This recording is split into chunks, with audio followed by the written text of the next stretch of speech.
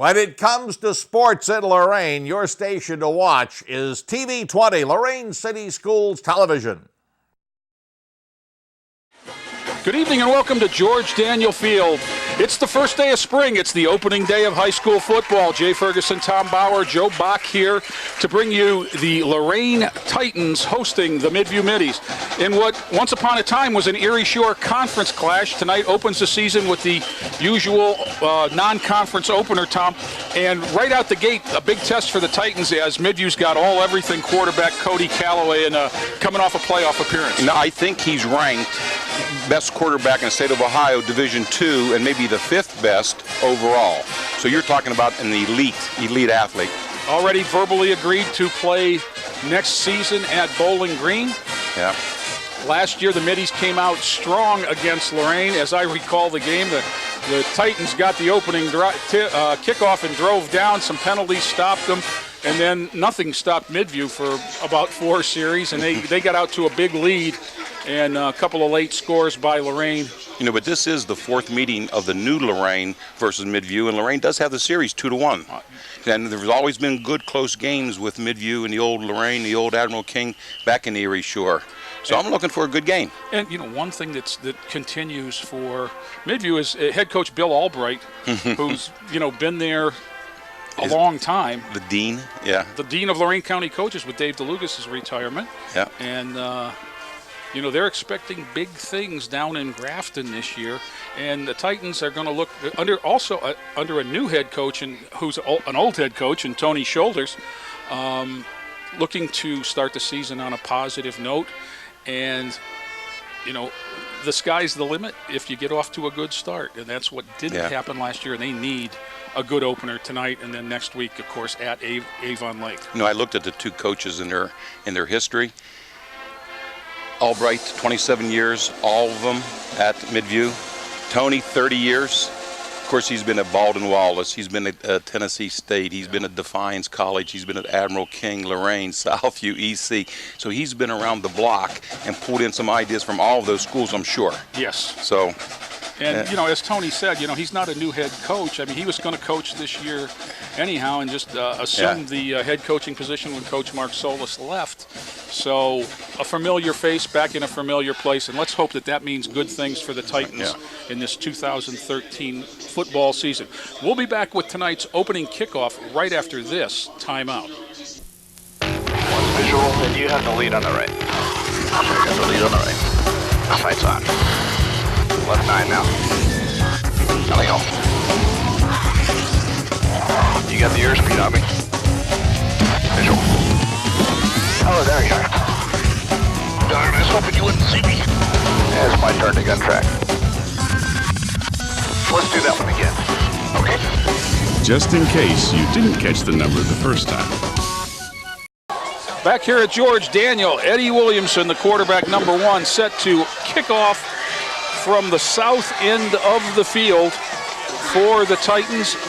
Midview yet to take the field, but Tom, we've been noticing it's really hot, but there's a good strong breeze, and both may come into play here.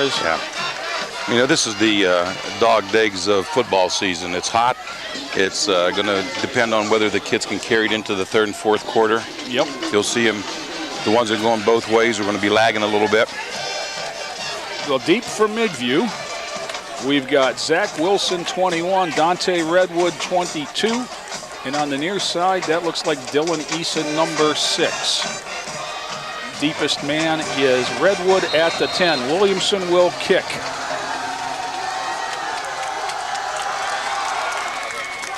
Straight ahead, going to be taken at about the 11 by Redwood, straight ahead. Got a hole out over the 30, dragged to the turf at the 35. And that was number 82, Shaquille Hildreth. I hope we get to see that play a lot more because I like to see the kicking off. But Midview ran an old-fashioned wedge. Yep. Yeah.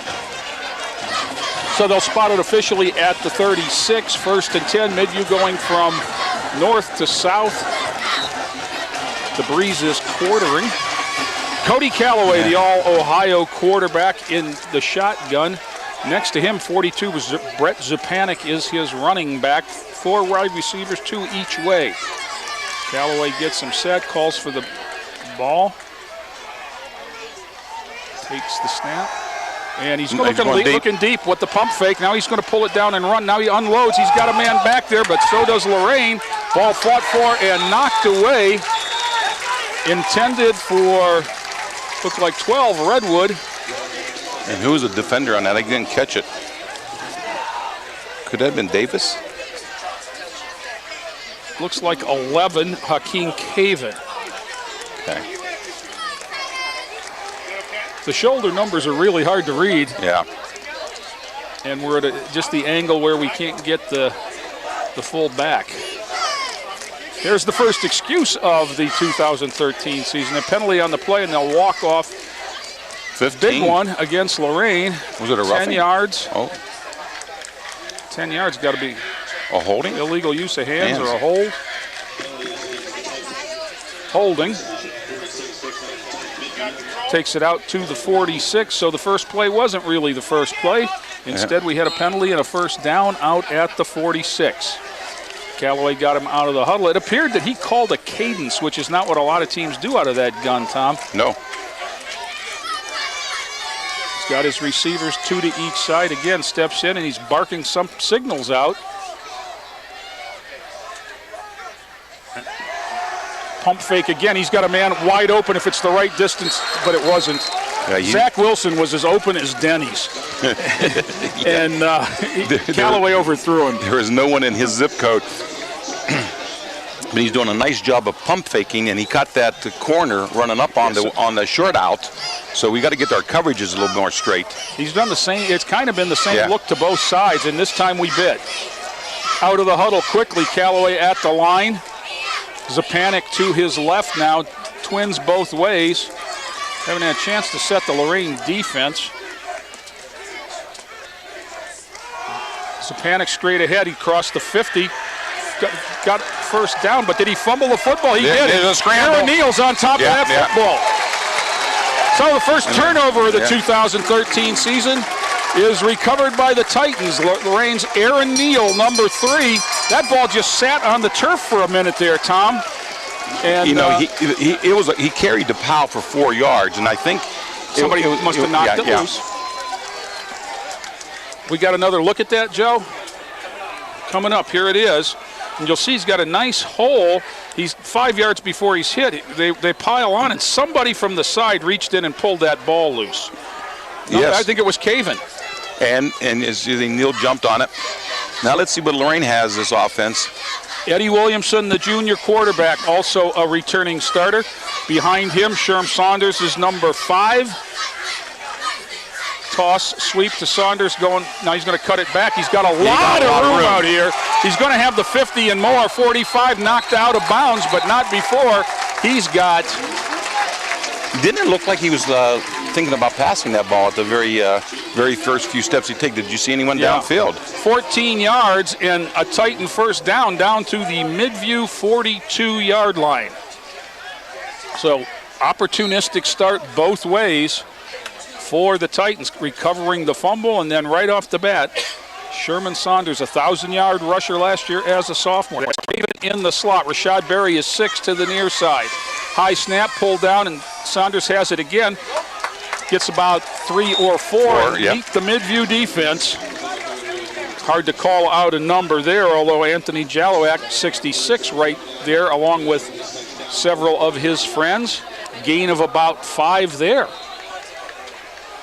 Second, and now it's all alone in the backfield for Williamson as Saunders goes out to give him trips to his right.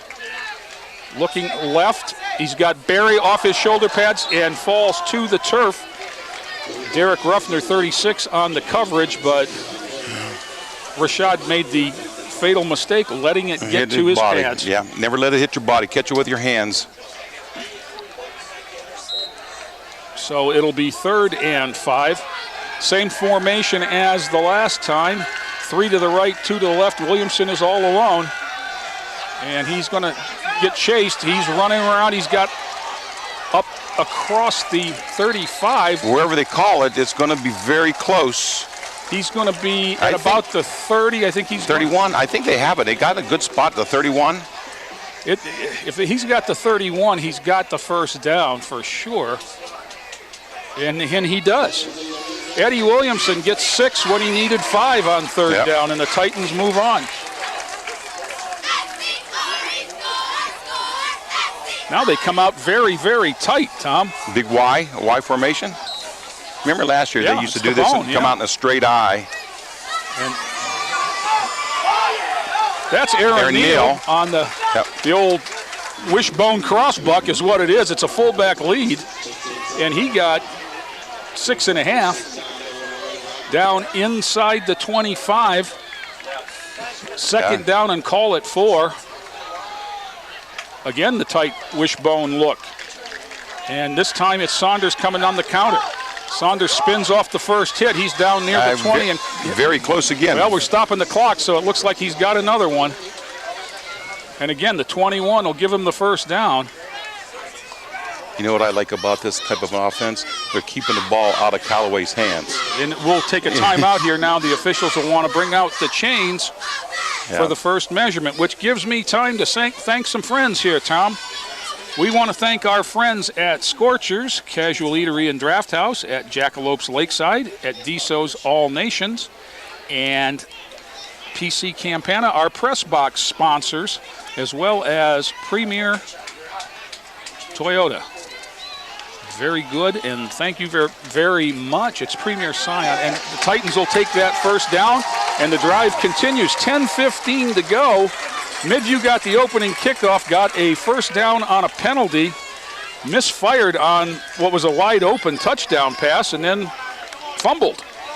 The Titans recovered, and they've had it and moved it from their 44 down to the 21, 1st and 10. Wishbone look.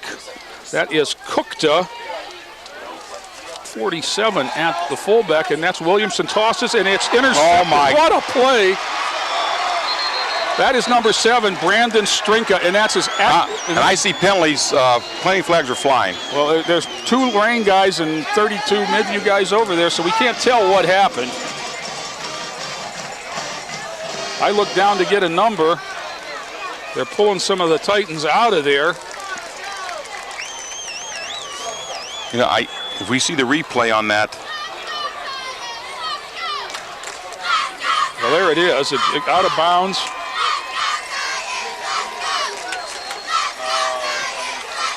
It's going to be against the Titans.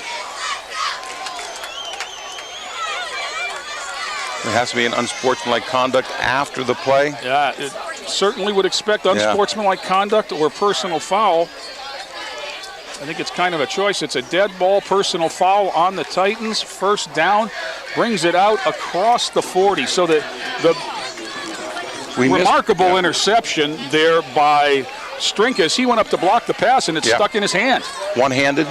And he brought it behind his back and pulled it in. Callaway's in the pistol now. Pistol to the right. Redwood looks to be the running back. Twins to the right side, tight end left. They're going to run the stretch play. That is 22, Dante Redwood. Got a couple, and then Rashad, that's Hakeem Caven yet again. It looked like they were holding Berry a little bit around and how they got around him. But Hakeem was there in his outside linebacker spot, right where he's supposed to be.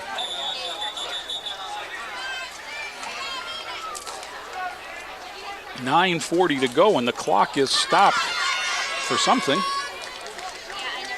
Do we have an equipment issue? No, there's a flag. Okay. Everybody's getting their penalty flags back. They were all over on the sidelines. One of the Midview coaches tossed one out to the side judge who had the referees. Callaway now, he's got pistol left, Twins left, tight end to the short side. 2-step drop. He's going to run the bubble screen. Got the man, got a first down and more. That is Logan Bolin. He's run out of bounds at about the 40.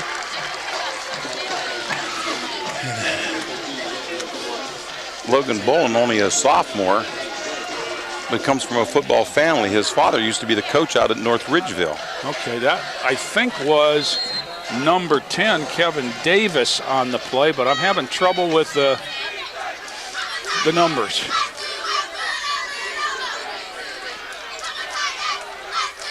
Twins right, twins left, one in the backfield for Callaway. 1st and 10 at the Lorain 40. Give straight ahead on the zone read, but I think that was a called handoff. Not much there. They're tackled by committee. The middle of the Titan defense. Sterling Jeffers was there. Rashad Berry was there. Anytime you run up the middle, Aaron Neal was there. So it'll be a gain of a yard, 2nd and 9 for Midview. 8:40 to go, first quarter. We're scoreless. Callaway looks left, throws, got a man on the out. That once again is Bolin, who is knocked out of bounds, but inside the 30 for a first down. I was wondering if they're going to ever be able to replace that Eric Lauer that they had last year. Yes. I think he's pitching he's a baseball player. For Kent State, if I'm not mistaken. Yes. He and Callaway will be rivals next year because Bowling Green and Kent doesn't get much worse than that, does it? Maybe Bowling Green and Toledo. Yeah. Callaway straight back, looks down long, got a man over the middle, overthrows Redwood. That was 6 as he got behind the safety. Yeah, he's not as sharp. He's overthrowing some passes, so he got to get used to these receivers because they're a lot shorter than Lauer used to be.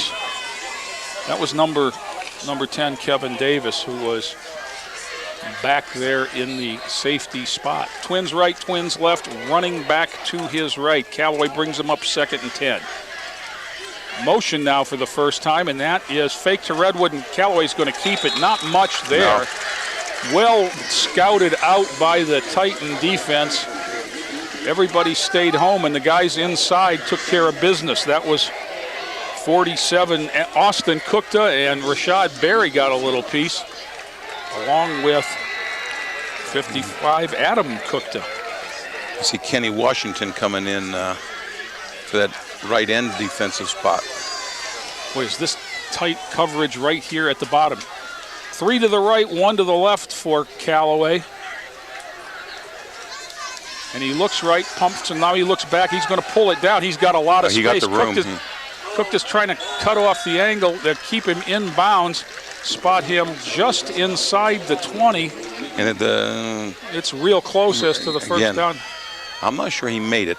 I can't believe they're going to have to measure it. They're right there on the sideline. I just look over. They're going to have to move the chain 3 feet, Tom.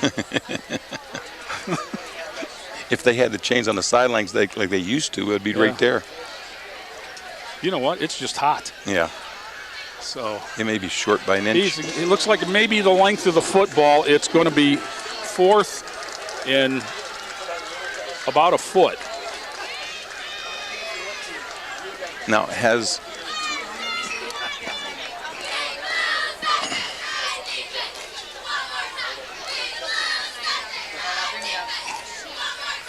have they been under center yet? Has he always been in the gun? So. No, he has not. And this is one of the problems that shotgun teams have. Center to back 5 yards to make an inch. And, usually it's the spread kind of running back who's more of a receiver than well, there's one way to solve it. They don't have any backs. It's Callaway by his lonesome. 3 to the right, 2 to the left. 4th and 1.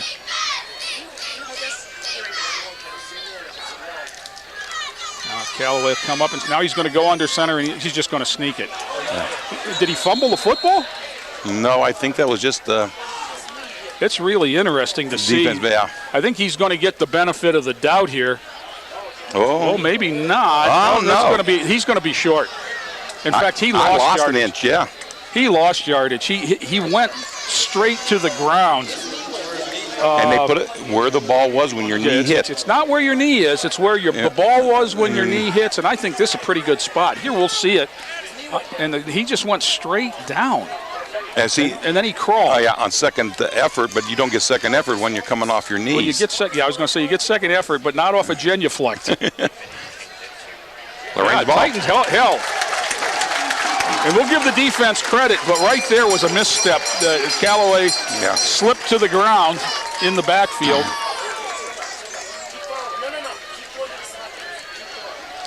Well, I think I'd stay with that same offense because everything was clicking. It was just a great interception from the and the pass was going to be successful if it got over the defender because there was the drag man out there. So we'll look again. Williamson brings them out. Let's see if we can set the offensive line. The center, 68, Roger Jones. The guards are Andres Torres, 53, and Adam Cook to 55. Juwan Charlton and Josh Fenn are the tackles. There's the wishbone look. Toss sweep is Saunders. He's got Neal. He got room. He's got a hole. He's got one man to beat. He jukes Redwood, and who pulls him down on the 30. But let's credit Sherman Saunders with 51 around left end for a big gain for the Titans, turning the field over. Now, that was the second time he ran around the left side, but he had the ball in the wrong hand. Last year, he would switch it. In fact, they're going to give him to the 27. Yeah. Let's give him 54 on the carry. First and 10, Titans at the 27. Big run for Saunders. Tight splits. The Bill Jones would be proud. Aaron Neal now, straight ahead, cuts it back. He's got about 5, maybe 6, 7. Down near the 20. I think Aaron Neal has taken over the role of last year. Pablo Gonzalez was. He was the guy that had the change of pace guy. And, and to give Sherm a blow guy when he runs 54. That's exactly what you need. Exactly what you need. Again, the wishbone. Cookta in front of the two runners, and that's Neal leading Cookta. He's got a hole. He's got a first down inside the 15. And whistle dead there, but give him the 14. 7 and a first down for the Titans, Aaron Neal. Got to give some credit to that line because there's some nice holes that are coming. Barry is at left end. Can't make out the number at right end, but it's the bone again. They're coming the same toss sweep to Saunders. Cuts it up inside the contain. He's got touchdown. Sherman Saunders, 14 yards to the north end zone with 6 minutes even in the first quarter. And the Titans get on the board. Saunders from 14 on really a pretty drive, and it was very fitting. Sherm Saunders, who took it 68. Give him the last 13, 68 of the 81. Eddie Williamson to kick. Number 2, Robert Orsler is the holder.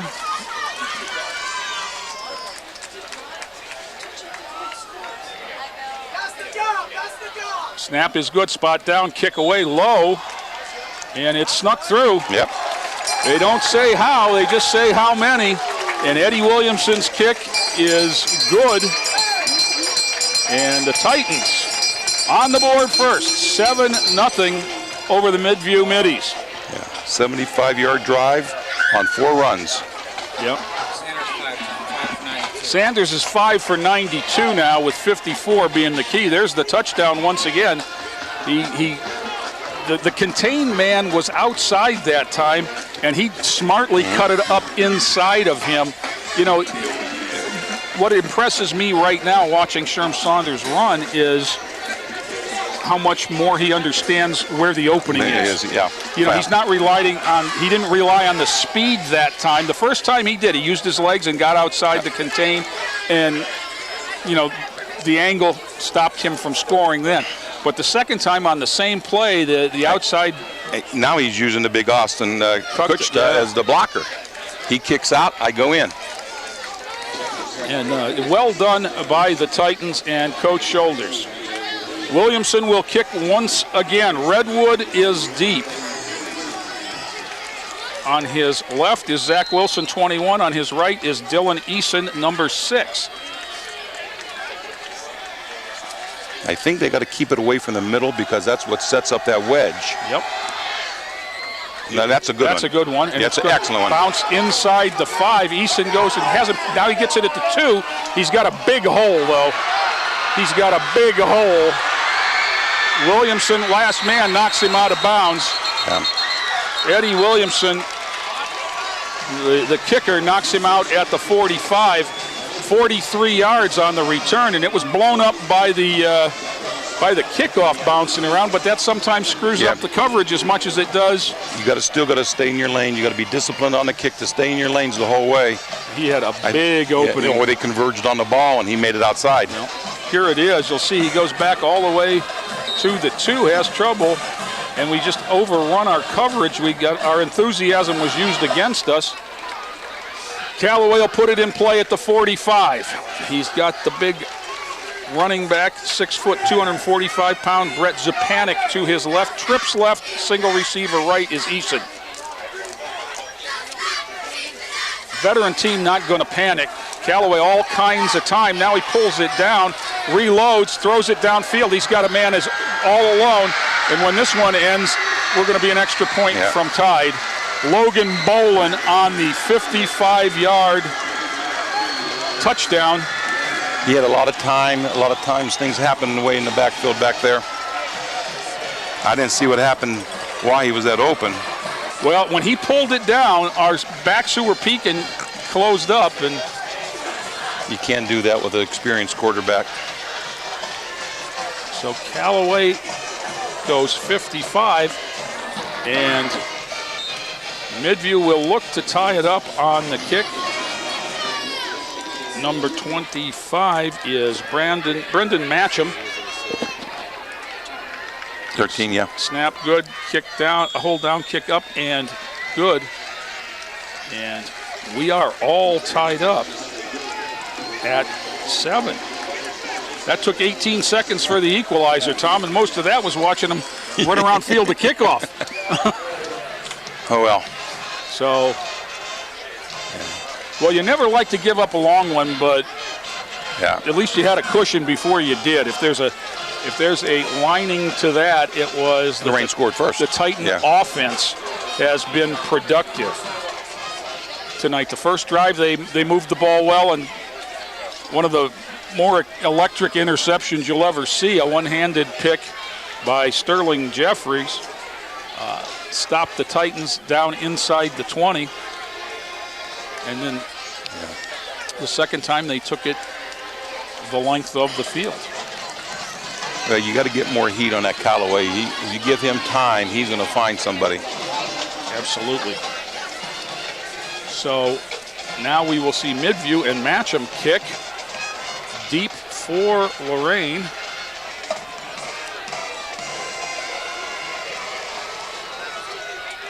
Yep, man, are Aaron Neal and Rashad Berry. Deep.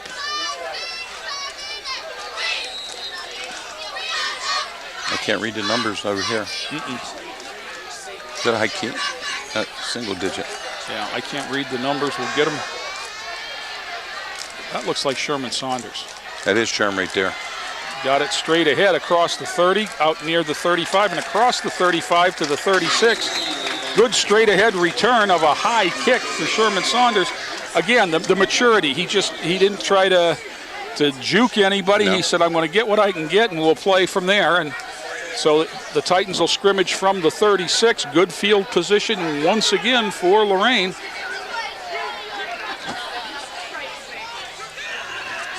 (7-7), 5:35 to go in a long first quarter. But it's been long because we've had a lot of action. Yeah. There's the kind of the broken bone turn. Saunders cuts it back up the middle, got about 3, maybe 4. Tackled by the center of the Midview defense. And, I think you're right about one thing, Tom. I think Mr. Saunders likes having Mr. Cookta in front of him. I would. I know I would.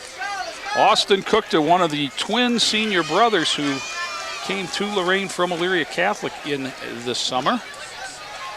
The fullback, Williamson, on a boot, going to try to get outside contain. And he does. He's going to hit a first down and get to the sidelines. And he can run, and there comes a flag. Yeah. Justifiably. So he was. There's 2 of them there. Yeah. Somebody else dropped one. He was well out of bounds when he got hit. And easing up. I mean, it wasn't like he looked to turn it up or anything.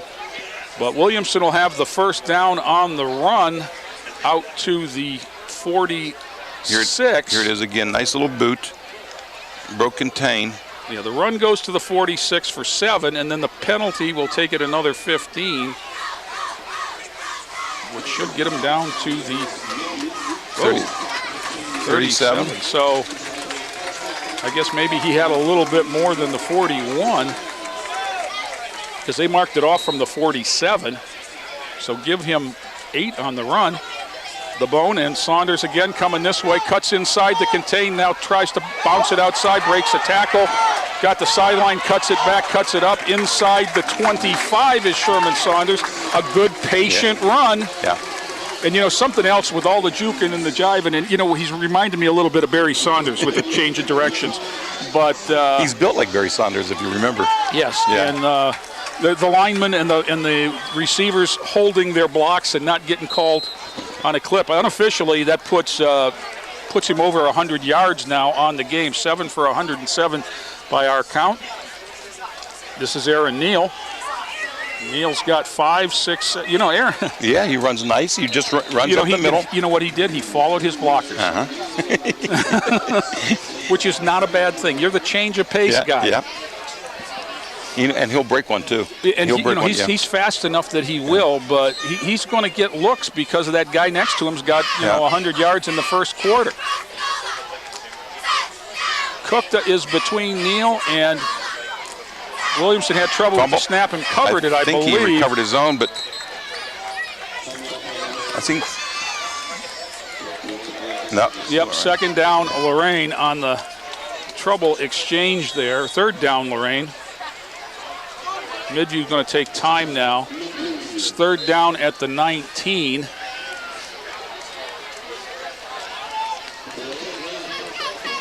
Timeout, Midview, which gives me time to talk about something really neat that's going to happen at halftime.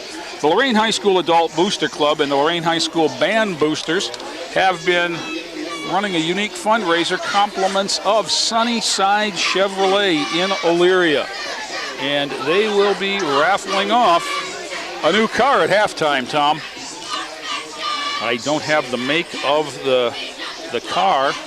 I'm drawing a blank right now, but we will get that at halftime before the winning number is Are they selling tickets now? Maybe up until halftime, okay. But they've been selling them throughout the summer. Okay. And well, this is the big night of the draw. This is the night of the drawing, was the first game. So somebody's going to go home with more than a dozen Krispy Kremes, which is what I'm getting. Total yards for Lorain after this with 3:48 left to go, 146, Midview 92. Why do we wonder that we've only played 8 minutes, Tom? Yeah. Okay, it's third down and a long 4, short 5. The scoreboard says, yeah, that's the mistake. Yeah, off the ball early was the left tackle, Juwan Charlton. That's going to cost the Titans 5 and move it back to the 24 and make it third and about 9. Scoreboard still showing second down, but Neal carried on first down, and then the botch snap makes it third. Yeah. Wishbone look. Short side run. Here comes Saunders. Cuts it up. He's got 5. He's got the sideline inside the 20 to the 17. He's going to make it doable anyhow. The spot may give him the, let's see if they give him the 7. They give him the 17. So it's fourth and about 2. This is a big play for the Titans. And I'm looking for a little play action, throw it to Barry off of this pretty soon. I'd like to see him get the first down, and this wouldn't be a bad time to give Cook to the ball. I asked him today, I said, you want to carry the ball? He says, if they give it to me. Good answer. Aaron Neal. Neal's inside the 15 for the, or inside the 15, first down, Titans. There was the change of pace back right there. Aaron Neal's 4th carry, and you know what? Positive yards on all of them. He's 4th carry for what, 23 yards? 5th carry. 5th carry? 5th carry for 27 yards. Okay, 1st and 10, Lorain. We'll call it the 15. Wishbone again. Williamson back. Now he's looking for Barry. Oh, yeah. Nice Sherman block. Saunders. That's what you do for your buddy. Yeah. Sherman Saunders lit somebody up. We call that a decleater, didn't we? You know what? That's the one where you can't wait for films tomorrow. Sherman Saunders ran 54 yards a little while ago, and he's going to be sitting there waiting for this play. And here we're going to get a look at it right now on the Credit Union replay. He's looking for Barry down the middle. Barry's covered. He pulls it down. At first you think he's going to pitch it, and then boom. Here he comes. Here comes Saunders. Not going to get to the corner that time. But very close to a first down, though. Yeah, he's moved. He moved 10 yards on that, 9 maybe. Let's see. What are they going to give him? No. What are they? I'm wrong. Okay. They got 5. Maybe 6. Maybe 6. I was looking at the wrong yard line. Yeah. Down to the 8. The only problem with the wishbone that there is, Tom, is that you know Sherman Saunders coming this way. Yeah. Yeah. And now you're on the short side, so it limits what you can do. But you can do this. Aaron Neal down inside the 5. That may move the sticks again.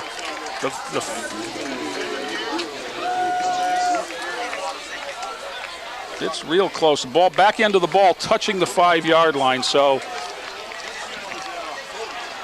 4th and a little bit here. Now they're going to ask for a measurement. I think Coach Shoulders is out on the sidelines. I'm looking at the sticks. This is about as close as you can get. We have such a steep angle here. Yeah. But, yeah, it's real close. Everything conspiring to make this quarter last forever, Tom. I mean, it's 2:26 left in the first quarter. 14 all. Each team's had a turnover. Each team's had a touchdown.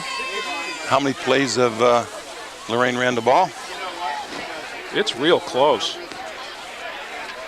It's less. It's a half a football, if that.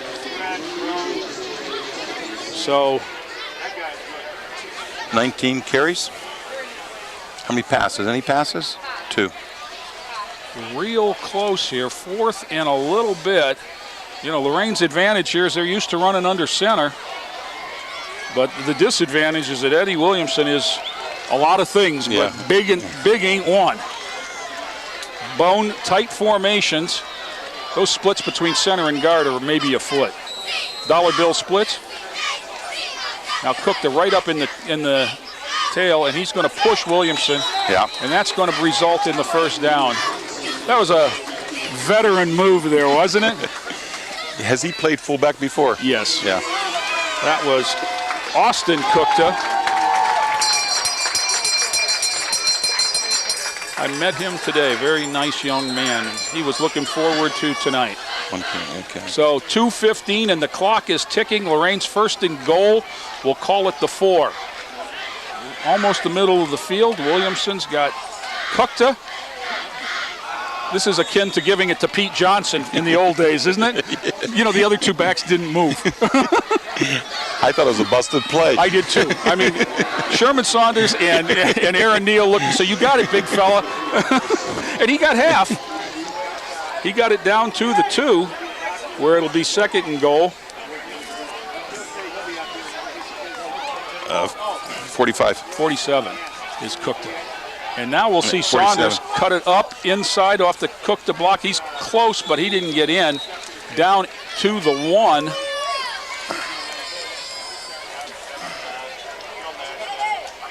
So it's going to be 3rd and 1 from the 1.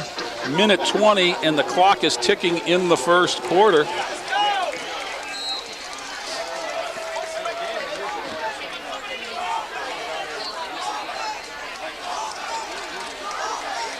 Eddie Williamson is under center, and now we got a whistle and a timeout.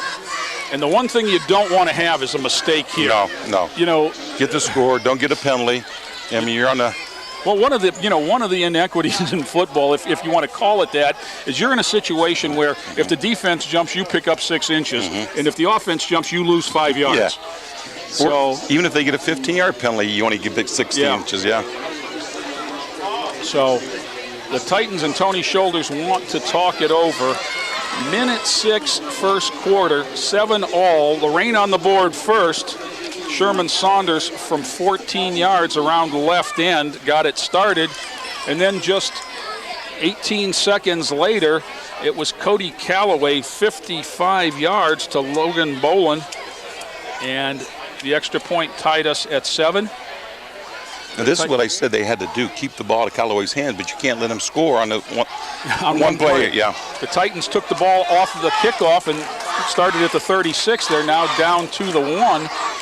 Looking to seal the deal here. Give to Aaron Neal. He's into the house.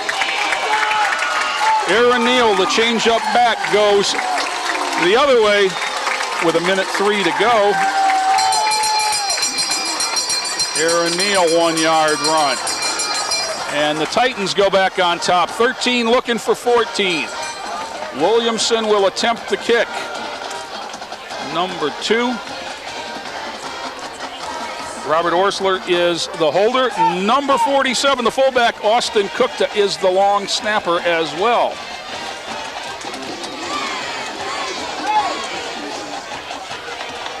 Orsler asks Williamson if he's ready, calls for the ball snap, spot down. That one's a little bit more artistic, but the result is the same. 14 for Lorain, 7 for Midview. And very entertaining lid lifter for the Titans in the Middies. Tom, I think a lot of people may be surprised. Lorain right there went 64 yards, all on the ground, right?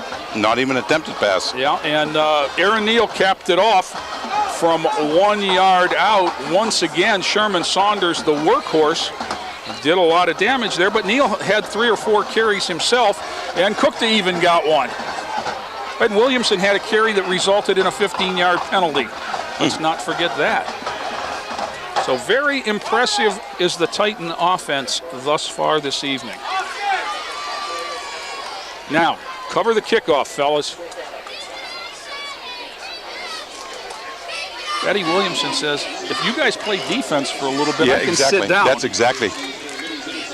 what you want your tailback and quarterback doing, sitting, resting, hydrating.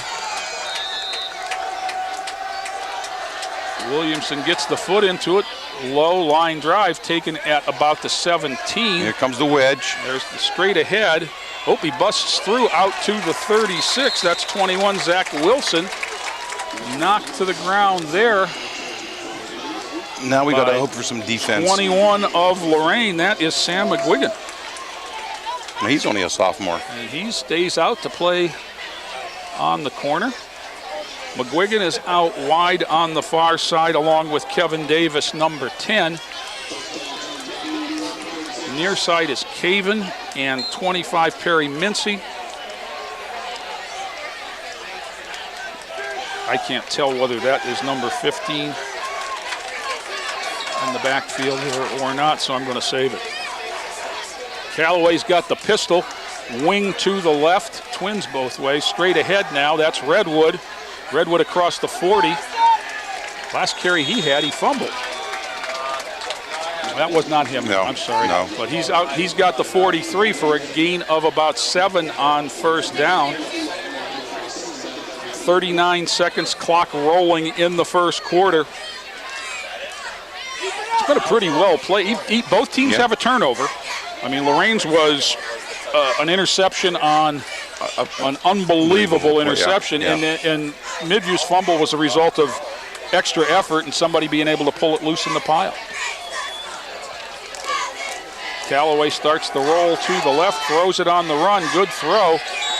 And the whistle there as the forward progress. McGuigan has number 21, Wilson, his opposite number, but not before he picks up the first down out to the 48-yard line. That's a 3-yard pass. You almost can't stop it. You just have to make the tackle. Well, you have to do what happened right there. If he catches the ball, but you have to make the tackle. You can't let him go for another 10. Clock running. I don't think Midview will get the play off here. No, they won't. And that is the end of a lengthy first quarter. 14 for Lorain, 7 for Midview. And it gives us a chance to thank our friends at the Lorain School Employees Credit Union, who wants to help you enter the red zone. In financial terms, that's the green zone. Earn a higher rate of return with an LSECU certificate of deposit. You call the play and pick the terms. We provide the blocking with the best rates in town. Open the playbook and call LSECU at 282-4600 and talk to your CD coach. Put it in the end zone every time with the Lorain School Employees Credit Union. And they have been longtime friends of Channel 20 WLCS TV. Back in the days when Joe put the instant replays in the next day. So we've come a long way, and we thank our new friends and longtime sponsors have combined to just really improve this operation. Joe's sitting over here. He's got a cast of dozens in front of him and upstairs and multiple cameras. We've got, I think I saw Terry Trout down on the sideline, somebody else down with a camera on the track. Three or four cameras on the track. Yeah, just a lot going on now as the students in the multimedia class at the high school have really gotten involved. Callaway's got pistol to the right. Twins right. Now he's going to break it and send his receiver in motion. And Redwood's going to, or that is not Redwood, that's Zapanic. Gets across the 50. But a nice tackle. Aaron Neal, number 3. Nice tackle by Aaron Neal. Give him 3 yards. And 2nd and 7. When they run, you almost want to thank them. Yeah. I mean, 3 yards. So far, our coverage has been suspect. Yes. The pump fake has done us in. Yeah.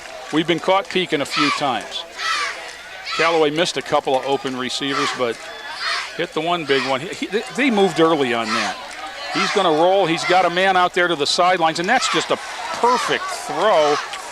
And caught out of bounds, no catch. Yeah, no, he dropped it.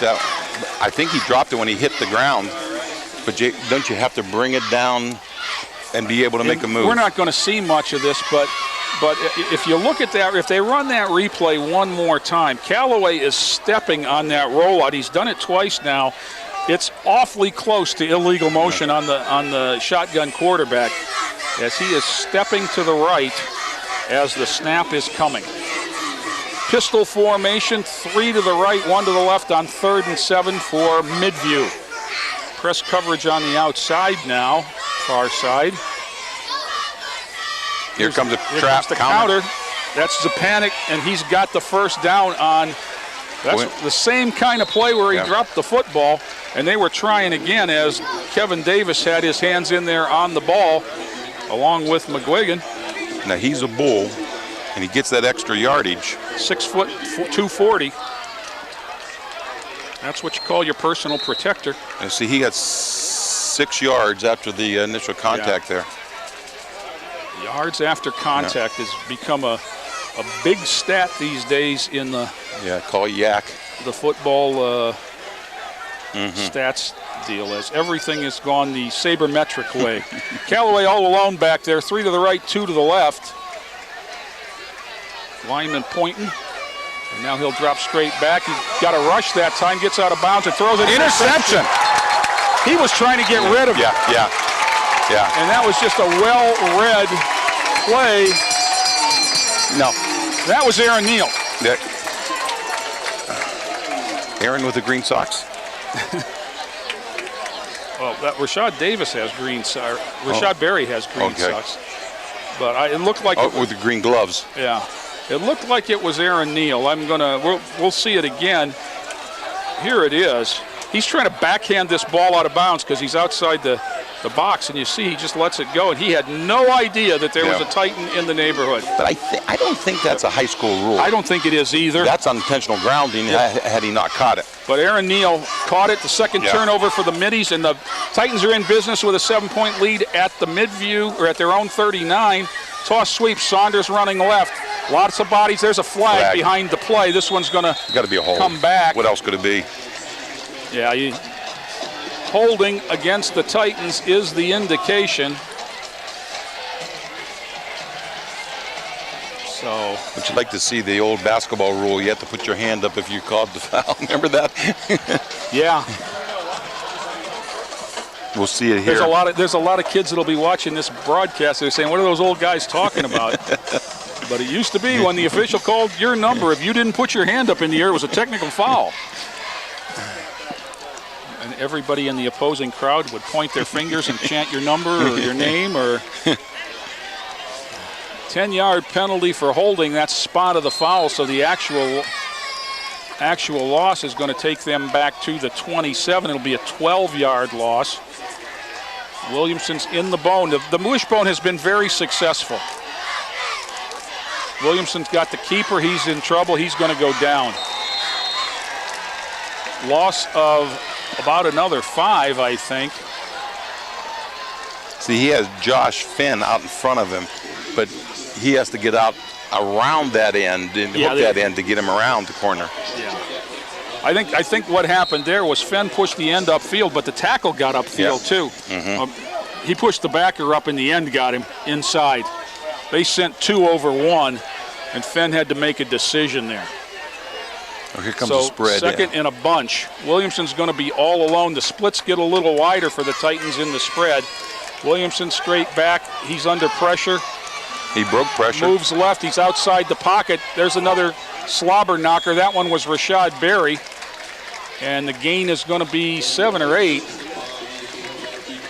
Stayed in bounds, which keeps the clock running. And the reason that's important, like you say, Tom, is it's just less time for the Midview Air Show to have the football. Third in a long way. You want to run something safe here and make sure that you get a chance to kick the football on 4th down. You'd love to pick it up, but realistically, wow, Eric Hall is split out here almost with his parents. He's so wide. Eddie Williamson. Here comes a little screen. Here comes a little screen. Wanted, but it was broken up, as well read by the lineman. They're going to. Oh, that was not a penalty. They called it. If they called that on Aaron Neal, he called it a blow to the head, is what he called it. I just saw him signal he put his hand up toward his cheek and called it a blow to the head, and we'll get another look at it. Oh, I think he just. You know, how you talk about controversy in football now is this call at all levels. Yeah. And I think they were setting up a little screen. They definitely were, because Neal was loafing, and he doesn't do that. He was looking to peel black, and there it was head-to-head. Yeah, he was head-to-head. And it's a good call. Yeah. Now they picked it up and waved it off, believe it or not. So I thought they called it a clip, and it certainly wasn't. It was not from behind. They waved it off.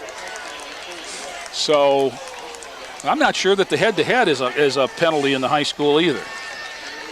I don't know either. I'll know next week. Williamson is in punt formation. Redwood and Easton are back, but they look like they might have only had 10 men. Williamson's kick is high, spinning, coming down, fair catch call for at the 40. Redwood, and I'm not going to get a chance to count middies, but I'm going to bet you the way the deep guys were reacting that they only had 10. Now, having your quarterback as your punter sets up for the fake punt. Yep. Obviously not from that location, but when they get down here when it's questionable, you will see it maybe. Remember a guy by the name of Tupa who did that at Brecksville and then at Ohio State and in the NFL for a long time. Well, back in our era, we had Tommy Hicks was a punter, and right. he did it 3 or 4 times. I think we beat Elyria the last game of the old Lorain High. Okay. On a fake. Callaway's got, throws at the in. He's got Hirschfelder. He's out close to the first down. McGuigan is there along with Caven. The gain is going to be 9, just short of a first down. 8:25 to go in the half. Titans on top, 14-7.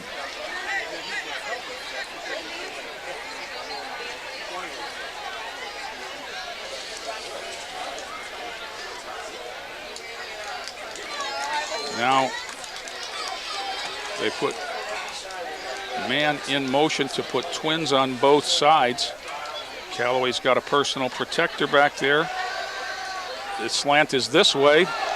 Looks like they might have adjusted as this time Bolin with the look in. Cookta on the tackle.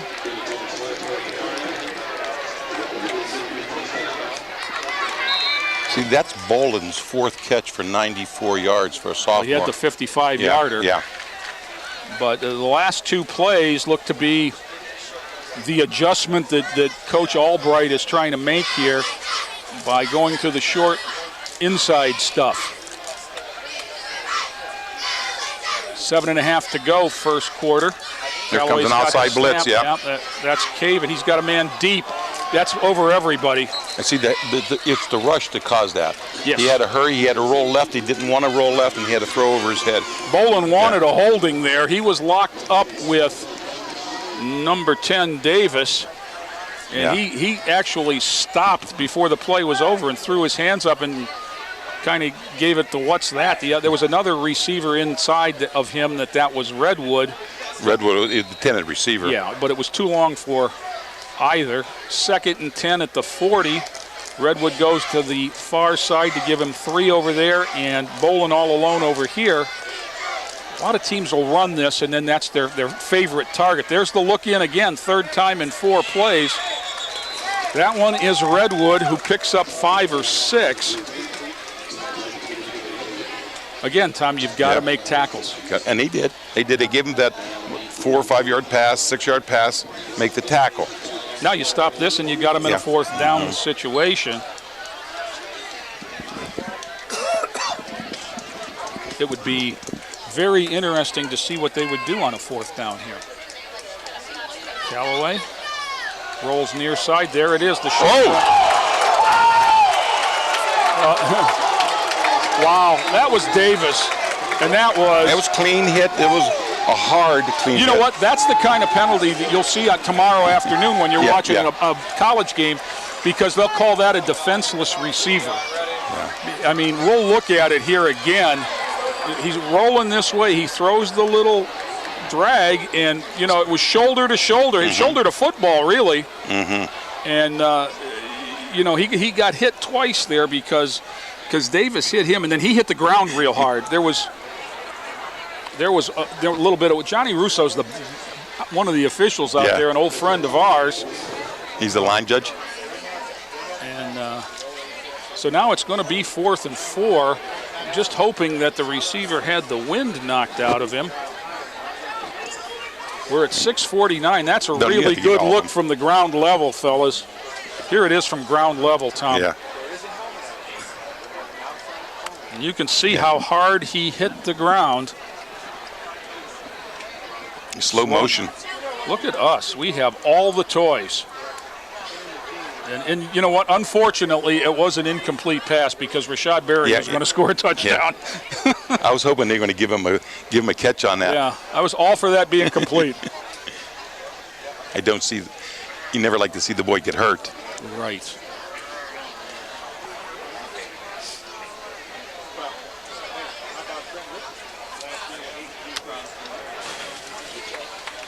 He's up. That's great news. That is number 22, Dante Redwood, the 5'11" junior running back. He's woozy, though. He's up, but he's woozy. You like to see. Concussion rule, he's done. Now the new concussion rules come into play. I don't know whether there was a signal. The signal is finished. Okay, so he won't be able to come back into the game. He is. I think the doctor was down on the field, and if he believes there is a concussion, then he gives the throat slash symbol, which you would think they could have come up with something more appropriate. Tap on the head. But that's that signals that he is done until he is cleared by a doctor, not just for the evening. But and it may be not till next week. Right. He's got to be cleared now. And there's no debating that the safety is the thing. I mean, we just watched the NFL pay $750 million. 4th and 4 for Midview. We are on the 34. Callaway's going to roll it. Looking long. He's got a man out there. Overthrows him, and the Titans defense holds again and takes over on downs. I think Callaway did the same thing you thought he did before. He's taken a step before the snap. See it? But as long as you're moving laterally or behind, you can do that. You're in motion. You can't simulate, but he's taking the snap. Can he do that Yes. because he's simulating the snap? I'm an old guy. We used to run a single wing that way, and you Okay. would always be into the action, but you can't be moving forward. It looks like arena football is what it looks like to me. Or the Canadian. yeah. Williamson's got him out in the wishbone. Cook to the fullback. Here comes a Sherm counter. Saunders on the counter. Runs into a lineman, but moves the pile ahead. Yeah. He's got a couple. See, that's following your blocker, but maybe to a fault there. Yeah. You don't have to run into him. Oh, you've got... A holding penalty? Is it? Yeah, it is. There's a signal now. You want to remember, and somebody dragging a leg, and that looks like it's Saunders. Now he's okay. I think he had a Charlie horse, is what that was. See, this is the time of weather you cramp up too. If you're That's not what getting, it looked like. If you're not he getting enough dragged water. it for two Yeah. steps, and now he's going to come out and. Yeah, Tracy's going to look at him and probably get some water into him. Remember the old salt pills? Yeah, oh my God. And we would take 4 or 5 or 6 of those at lunchtime. Gosh. Yeah, I wonder why we all have a high blood pressure. And, you know, again, for you young guys that don't know what we're talking about, back in the day, it wasn't cool to drink water during practice. So you take salt tablets, which was just what it sounds like. It was a pill made of salt to hold water into your system. Tosses Aaron Neal coming this way. Lots of blockers, but lots of middies. He gets across the 25 to about the 27. Got some of the penalty yards back. 6:20 to go. Yeah, this wishbone isn't an offense that can make up the extra 10 yards for the holding penalty. Right. And, you know, the weapon that Lorain hasn't been able to use tonight is Rashad Berry. Yes. But they can use him off of this formation. Yes. You know, you sneak him right down the middle. They tried on the touchdown down the middle. It was a one-man pattern. That's when that was the interception. Williamson Saunders. Saunders cuts it up. He's got 5, 6, 7. Fumbled the football. He was down by contact, however. So he's got... Nope. Down. Yeah, down by, yep. You're right, Midview. Down by contact. The side judge clearly called it way ahead of the play. We can see it here on replay.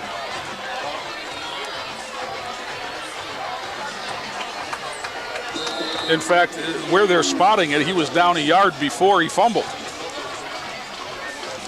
So it's going to be 3rd and 11. Stick with the wishbone. Williamson's got him under center. 5 minutes to go, first half. He's got the boot. He's in trouble and just going to hit the turf. They were looking for Barry that time. 2-man pattern. Barry was out deep, and Kyle Greenfield had come across the field from the other tight end. They got to get a back over there to help with that. You know, Yes. fake to one back roll on left and bring the other back to block for him. Because that lineman is not getting out there. Right. The second lineman. They're putting 2. Yeah. Can't block 2 with 1. Williamson's in punt formation. Aaron Neal is the personal protector. 4:25 to go. 4th and 15 from the 29. Lorain unable to move the ball following the turnover. Williamson, couple of steps, gets it away inside the 40. And cutting to the far side, good open field tackle there. Zach Wilson was brought to the ground. I think it might have been Mincy. Looks like number 13, Kenny Washington. I seen 25 was over there helping. Okay, yeah, Washington was definitely out that way. Good contained by the Titans with 4:08 to go in the half. Up 14-7. They'll look to stop this high-powered Midview offense.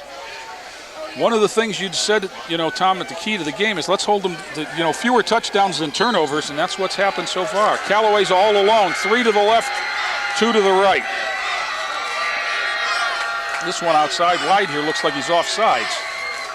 Callaway looks for the slant there. It's intercepted. Back-to-back interceptions by the All-Ohio quarterback. That's Hakeem Caven, who's just had a monster half. Yeah. No, it's not. It's Davis. Excuse me. Number 10, Davis. It's 10. Number 10, Kevin Davis, picks that one off, and Titans are in business at the 46. See, now we get no penalty. Now you can run the ball and run the ball. You're in 4-down territory. And you know, right now you're in Midview territory. You know, the turnover's obviously a key, but the open field tackle on the punt return kept him back here. Exactly. If he breaks that, he's down around the 30 somewhere. So Williamson's going to go back to the gun, and the Titans are going to spread it out, and let's see if they put Saunders in motion and run. So they're going to bring Aaron. They're going to throw it to Sherm. Nice one-handed catch inside the 40 and hit out of bounds. Oh, I think another penalty flag. There was a flag on. It's going to be a late hit, I'm sure, as long as it's not. As long as it's not on Coach Wilt, who was right down there looking to throw a block. So give the play the 35, 30, let's see, where are they going to mark it off from? Give them the 36. To the 36. And then 15 ought to take it down to the 21, right? They'll make it to 37. Yeah. The play goes to the 37 and 15 more to the 22. The Titans are in business, heading toward the south end zone, 3:55 to go. Williamson back in the gun, twins right and left, Saunders back with him. Williamson makes a nice play and gets pulled to the ground, and there was a face mask. I could see that from here, it looked like. It looked like number 7 had the face mask, but come on, you can't make mistakes like that. Bad snap's going to cost them 5. I think one thing we're certain of is that we're not looking at any field goal attempt from. I don't think so. From distance. Maybe if we needed one from extra point range to win a game or something, we might try it. Saunders is back there with Williamson. That snap more true. Williamson's got time. He's got Aaron Neal down in the end zone. Pass knocked away at the last minute. 33. 33, Garrett Overy, or was it 37, Jarrett Morris? I could not. It's 37, Tom. 37, okay. Jarrett Morris made a nice play on the ball. So did Aaron. He had a chance. Again to the spread, 3rd and 15. Williamson straight back a couple steps over the middle. He's got a man. You know what? He aimed that one. Yeah, he tried to put it in between everybody, and he almost did it. Yeah, he aimed it. He was trying to get to his favorite target. That might have been Eric Hall out there, the 18. What's Rashad coming across the middle, though? There was one coming from each way, and I don't know who he was aiming. Eric Hall was coming from the wide side over here, and Rashad was coming from the outside on the far side. And Eddie tried to kind of thread a needle. Yeah. 4th and 15. There's the long one down the middle. He's got a man. Oh, that was Sherman Saunders who forgot to play. Oh, he took his helmet off. Nobody noticed. That's good. Did he drop it or did he intercept? What happened? No, it was knocked through his hands. Okay. That was well thrown. Yes. Yeah. And it was well defended. I mean, you know, Sherman had a chance at the ball. You'll see he's got it, but it was pulled away at the last second. That's at number 7. Yep, that is Shrinka. So 1st and 10 for Midview as they hold following the turnover in their own territory. They got 2:59. Lorain has to hold. You want to go into halftime ahead. And get the ball coming out. Yeah. Now let's see if Lorain has adjusted to the quick slants. Cook to shows blitz in the middle there. Now steps back off of it. There's the short one. Bolin wrapped up immediately. Davis on the tackle. Gain of 4. Kept him in bounds. Timeout situation, 2 apiece if it comes to that. 2:42 and is a lifetime when you're stopping the clock on first downs.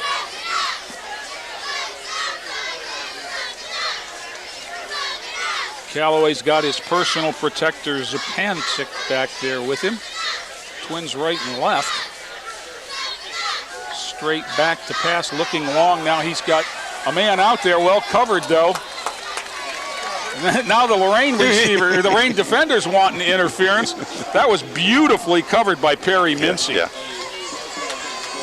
And I think that was Eason, number 6, out there, and he just had the inside sealed the whole way. And Eason tried to reach around him, and he was the one that initiated any contact that there was. Probably was incidental with where the ball landed. No one's going to call that, yeah. But that makes it 3rd and 6. If the Titans can hold here, they can get the ball back. Straight back. Here comes a little screen. That's going to have the first down and way more. Out across the 40, that's Zupancic. First down and more. Give him the 41 as the clock stops. There's a penalty flag roughing the passer on the Titans. Oh, that's what it was. He's going to take it across the 50 to the 40. I'm going to imagine to the 44. Do we have that on replay?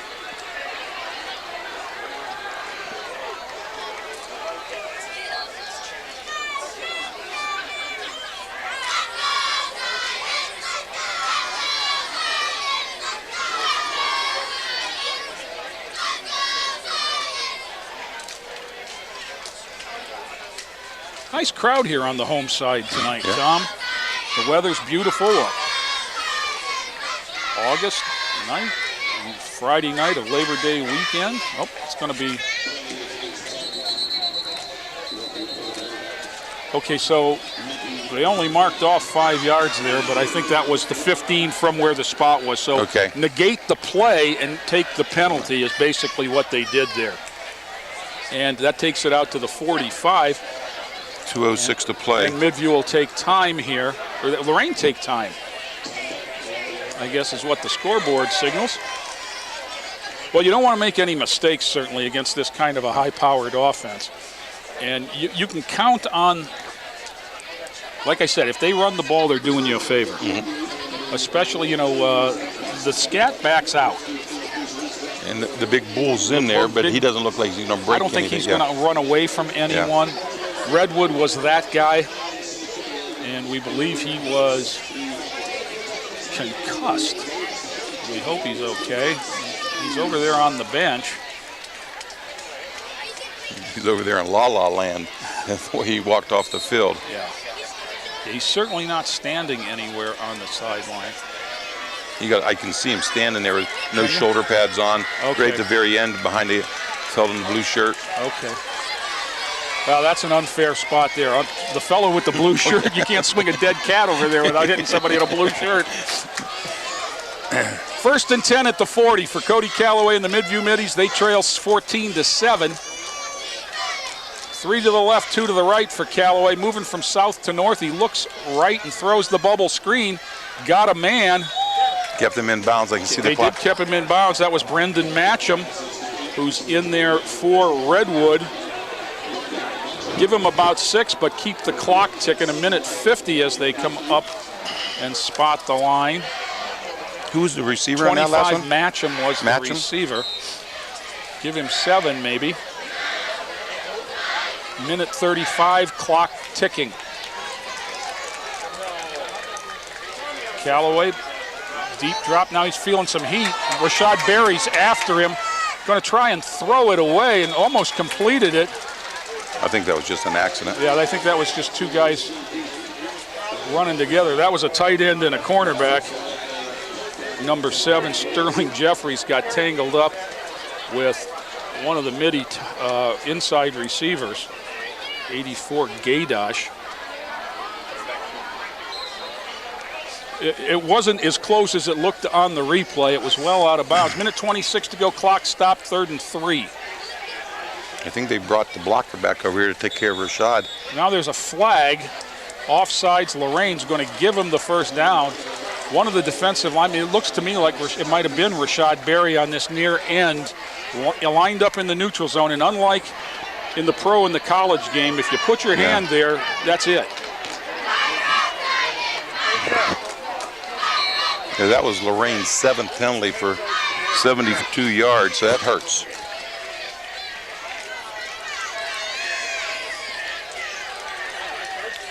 Calloway looks, throws wide. complete. Stepping out of bounds is 6, Eason. That is in front of Mincy. Gain is 8, 2nd and 2. Tom Steiner. 2nd and 2 at the 35. Minute 21 to go. Clock stopped. Callaway is working the sideline to the short side, which is his right. He's got 2 receivers out there. Now he looks back this way. Pump fakes, wants to go long. He lofts it long. He's got a man. Oh, cleared, and that's going to result in a touchdown. Beautifully thrown ball that we played the ball on. And once it cleared the defender. He's kitty by the door. 13, Bolin. Bolin has his 2nd long touchdown. This one from 35 yards. And the Middies once again are an extra point away from tying this one up with 1:13 to go in the half.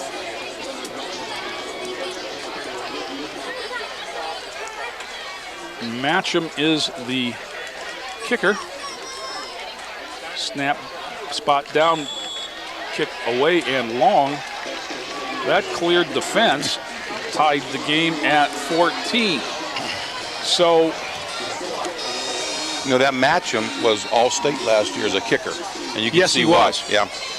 And, you know, Tom, they went away from the pump fake. They used it extensively early, and they had a couple guys from it, but they hadn't shown it in a while. But they filed it away and went back to it, didn't they? Brought it back when it counted. And that pass shows you why Cody Callaway is a Division I quarterback. Because that's the pass that you got 2 guys saying, "Ooh, I almost had it," while you're lining up for an extra point. And that drive was how many yards? 75 yards with 5 passes and 2 runs. And took 1:46 off the clock. Yeah, very efficient. There's an interesting statistic in the paper. This Callaway was the first Division I recruit as a quarterback from Lorain County in 2 decades since Ricky Snyder went to Bowling Green. Wow. Now, we've had some quarterbacks go Division II, Division III, but never Division I since Ricky. He was my daughter's class, 96. Wow. Interesting. High, deep kick inside the 5, crosses the goal line. That's a touchback. That's automatic. That's by rule, Sherman. That's nothing you can do about that one, buddy. Minute 12 to go. Actually, they probably ought to put a second back on the clock as the touchdown was scored at 1:13, but I'm probably the only one that notices things like that. Ball spotted at the 20. Worst field position of the night for the Titans. But like you said, Tom, let's not make the big mistake. Yeah. You know, it'll be interesting. This first down play is going to determine a lot. Midview sitting with 2 timeouts. You'd think if they get a loss or a very short gain that they might use one. Force the punt, make it happen. I think I might go back to the wishbone and just run it out. I was thinking the same thing. Williamson's in the spread, hands it straight ahead, Sherman Saunders. Of course, spreading them out gives him a little bit more room to run, and he's got about 8 or 9. He put the ball down on the 30. If that's the spot, that might be it's got to be a first down. Because if you start at the 20 and you get to the 30, that's got to be 10. I'm not doing math anymore, but I remember that much. Twins right, Twins left. Saunders again, same play, cuts it back, breaks a tackle. He's got about 5 as he finished the run. Looks like they're going to spot him with a gain of 4. What we haven't seen yet is him fake Sherman going that way and him carrying the ball on the counter. The zone read kind of look, yes. 2nd and 6, clock running under 40 seconds. Now Williamson's alone back there. Couple of step drop, now he's in trouble. Gets away, breaks, contain. He's got lots of room out to the left. Nice block by. Good block. He got a first down and got out of, but lived to fight another day. With 27 seconds left to go. And you know, for those of you that haven't seen Eddie Williamson in person, there's no tougher competitor but if you doused him with a bucket of water, he's probably $175 and all of about 5'8", 5'9". I wouldn't even say 175. I mean, and yeah. Watch him on the basketball court in the winter, and nobody, competes harder than Eddie. Fierce, a great student, and talk to his teammates, and he's a leader. Looking long now. That's just lofted down there for Barry, too long. Had a defender back there with him. Logan Ploss was back there. Incomplete at about the 25-yard line. Why not take a shot with 22 seconds to go?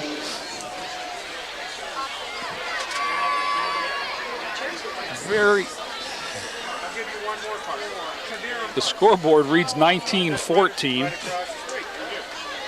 but we know it's 14-14. Somebody hit a 5-run homer when we weren't looking. Williamson is going to hand it off to Aaron Neal, who's bounces off a tackle and gets about 4 or 5. And there's a timeout. Timeout, 15 seconds. Coach Shoulders is going to use the last one. You don't get to carry him over, so. Yeah, might as well use it. But now you're at 3rd down. So now you gotta consider if it's worth it. You want to punt? Incomplete, you have to punt. Well, you don't make it, and you figure Midview might call a timeout. Well, Sherm's sitting right now with 14 carries for 148 yards and 1 TD. So. Well, they've mellowed him out in the second quarter, as all the scoring, 21 points in the first quarter. We just had the only score of the second quarter, the Midview touchdown on the long drive. So we're at 15.8. Lorain is 3rd and about 7 at the 45-yard line on their side of the field. Remember, at halftime, we'll be bringing you the drawing. Brian Corey's down there spinning the tickets around. They're going to draw for the car from sunny side of Elyria. Williamson's alone in the backfield. Quarterback draw. He's going to run this way. He's going to throw it. He's got Saunders. He's going to get him out of bounds inside the 40. Oh, the clock's still running. It ran at least a second off. Ball out of bounds at the 37 will move the sticks. Well, now you're getting to with 8.5 seconds to go. You're getting to what's one thing you're not going to get is they're not going to put time back on for the home team. No. They're going to put one down the middle and see if they can connect. Get lucky. And if you're playing defense, now's the time you remember that pass interference is 15 yards, not spot of the foul. Williamson looks to throw again. He's looking for someplace to land, and that ought to do it. There was the signal to the house. They're going to go in and talk it over. Lorain will get the ball coming out. What an entertaining opening half of football here at George Daniel. 14-4 Lorain, 14-4 Midview. And we're going to keep it right here while we have the drawing for the car. I see Superintendent Tom Tucker down there. I see Athletic Director Brian Corey.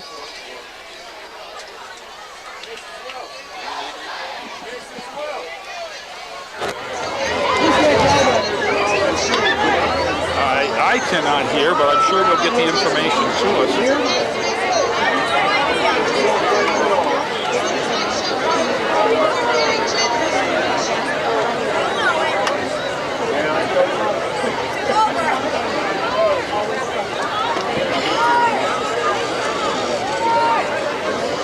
Now, when all else fails, call the electrician. Bob Baylog is going to get it squared away.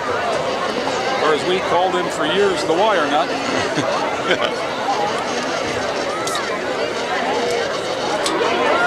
Hey, Bob, don't go away.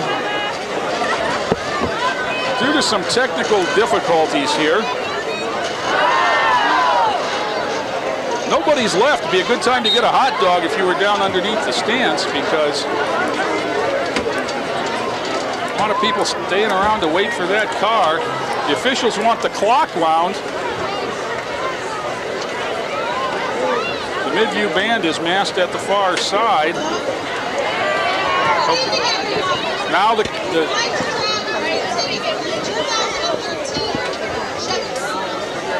2013 Chevy Cruze donated by Sunnyside from Elyria. Sunnyside Chevy in Elyria. Sonny's going to save somebody some money tonight.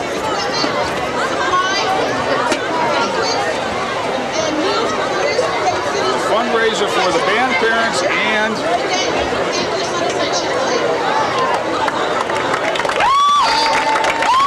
Jane Webster draw the winning ticket. the young man down there on the track with Coach Corey, where Athletic Director Corey reaches into the bin, pulls the ticket out. The winner is Robert Harris. Robert Harris is the winner of the 2013 Chevy Cruze. People. We'll be phoning the individual in the next 5 minutes. Thank you very much. There. What do you say about 5 minutes? He said, if you're not here, we'll call you in the next 5 minutes or so. So, a lot of people with confetti. As the Midview band takes the field, we're going to step away for a while now. I'm sure that Joe will be back with the Lorain High band, but Mr. Bauer and I are going to take a break. 14-14 at the half.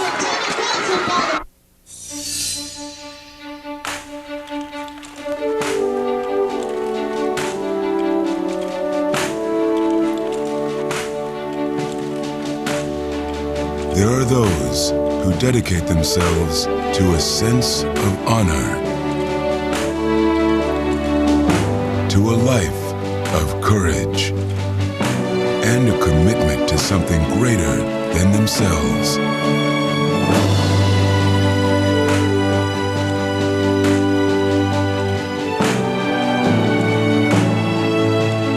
They have always defended this nation and each other. They still do. The few, the proud, the Marines.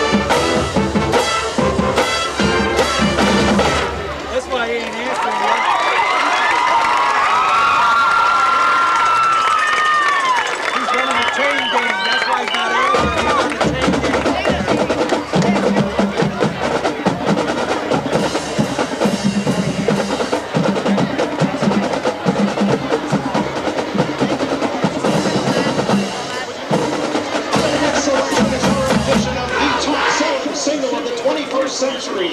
Trumpeters Alec Thomason and Andrew Sanchez and a terrific tuba section are featured as the Titans march down continues strong performance, which occurs.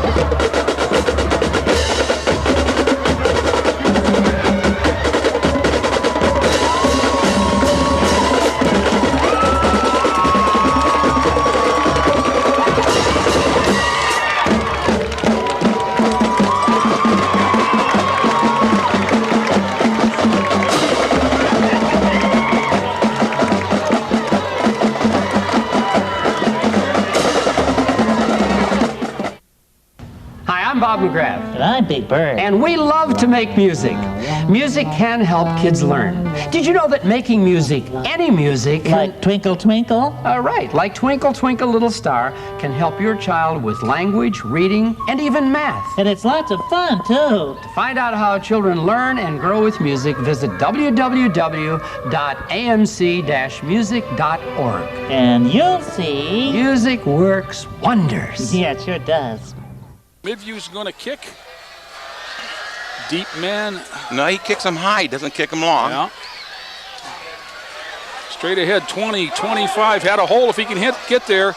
Out to the 35 and across it is number 25, Perry Mincy.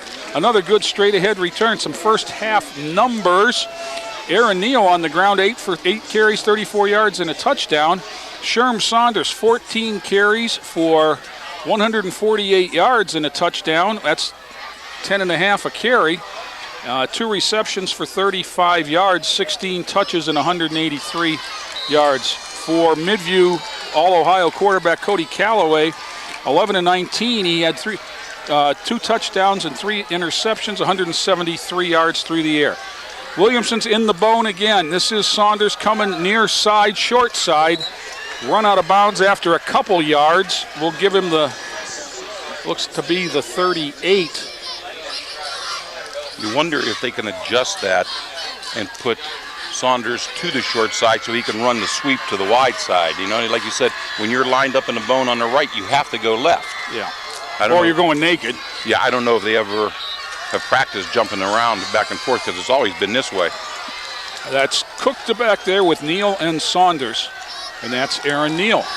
Bounces it back, cuts it back across the 40, out to the 40, dives ahead, maybe give him the 42. Third and looks to be about 3, following a 4-yard gain for Aaron Neal. He's been a nice change of pace. And actually, when you look at it, 9 carries now for him, 15 for Saunders. Yeah.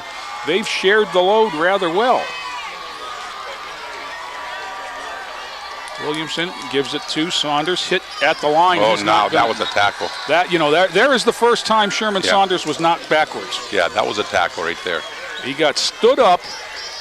Yeah, I was going to say this, if he would have got his typical 3 yards and it would put him at 4th and 1, now the decision would be a punter now, but I don't think there's a decision here. I don't think. No hesitation. As this is not last year. Yeah. Coach Shoulder sends the punt unit out. Eddie Williamson is in punt formation. Austin Cook, I believe, is the long snapper. Low snap. Williamson picks it up, gets it away. Far side of the field, but it's low. Taken on the run there. That is Wilson. Wilson across the 50. He's got a convoy. And Eddie Williamson takes on a blocker. And a penalty. I don't know what the penalty's on there. It's going to be interesting. They move it to the spot of the tackle. Personal foul. On. It's going to be interesting. I have no idea what this might. Saying it's on Lorain. The Midview kids are anyway. Or maybe a replay will show. Well, it could only be on Williamson. He was the only one there, wasn't he? The only person that touched anybody. Personal foul on Lorain. They call it a dead ball. So maybe we'll see. Here comes a replay. Eddie makes a good pickup of the snap and gets the punt away, but it's low and very returnable. And we'll see that the wall was there to the far side. Now he takes on a blocker, and then you know what he did? He leg whipped. That's what they called. Yeah, I guess. Now someone else hit as he was going down. They didn't. You know. I think they called Eddie Williamson for a leg whip there. Okay. So it's 1st and 10 at the 13. Of course, that is only a guess, but the leg spun around and came up now. Here comes a counter. Yep, straight ahead. The big back is down inside the 5. 1st and goal when they unstack there. That's Zapancic. Looks like they're going to spot it at the 3. He may be just a bit short of a first. Nope. 1st and goal. So Midview is. He had a convoy of linemen in there. Midview's 3 yards from a lead for the first time this evening. They still spread it out. Callaway back there. That's a different runner. That looks like it might be Crum. Or is it? I think both are carrying the ball. That's Crum, and they called him down. They kind of went in there. Wasn't Callaway still holding the ball when they both went down? Well, they called him down almost at the line. Callaway, and it was not a clean handoff. No. It looked like he didn't want to give him the ball. And that was the backup fullback, Devon Crum, who they list as a tight end, who took the ball.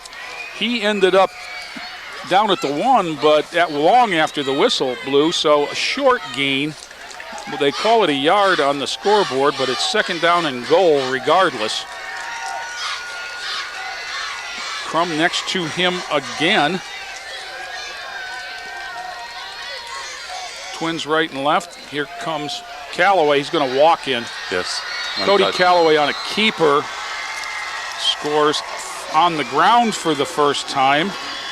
And with 9:22 to go in the 3rd quarter, Cody Callaway on a 2-yard run puts the Middies on top. 9:22 to go.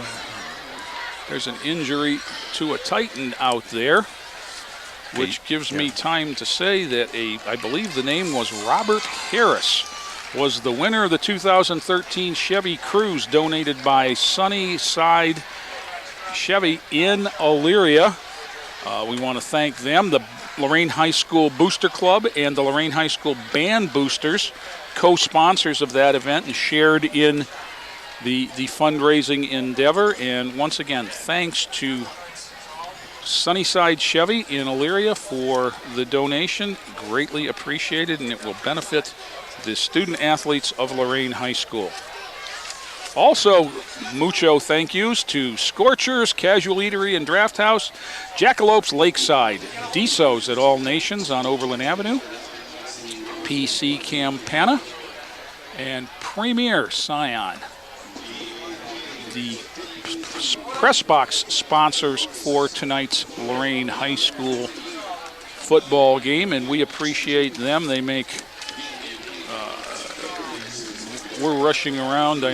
I'm coming from work at least for a couple more months, and it makes it easy to know that I can grab a couple of chicken wings and maybe a slice of pizza here and not have to worry about grabbing dinner. Good to see that young man coming off under his own power. Trainer Tracy Menges is out there. Still can't make out a number. You know, when they're on the sideline and holding still, they're really easy to see, but the numbers in front are very difficult for these old eyes. Extra point attempt, down, kick up by Matcham, and that's into the band. Into the bands, who are probably enjoying the donuts. 56 was the injured Titan. That was Juwan Charlton, one of the guys who goes both ways, offensive and defensive line. So for the first time tonight, the Titans find themselves on the short end. It's 21-14, and I figured out now that bank of lights at the top of what looks to be a 7 is just always on.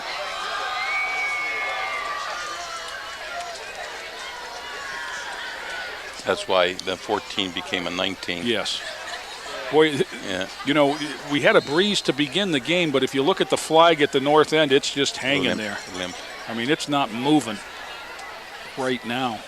It's a very humid night, and Tom, I went down at halftime, spoke to one of the Midview assistant coaches, and the young man that was shaken up in the first half, Dante Redwood, they were lacing up a flak jacket, and he was putting his pads on, and we may see him as needed today. That the injury was to the rib area, and certainly that was where the contact was initiated.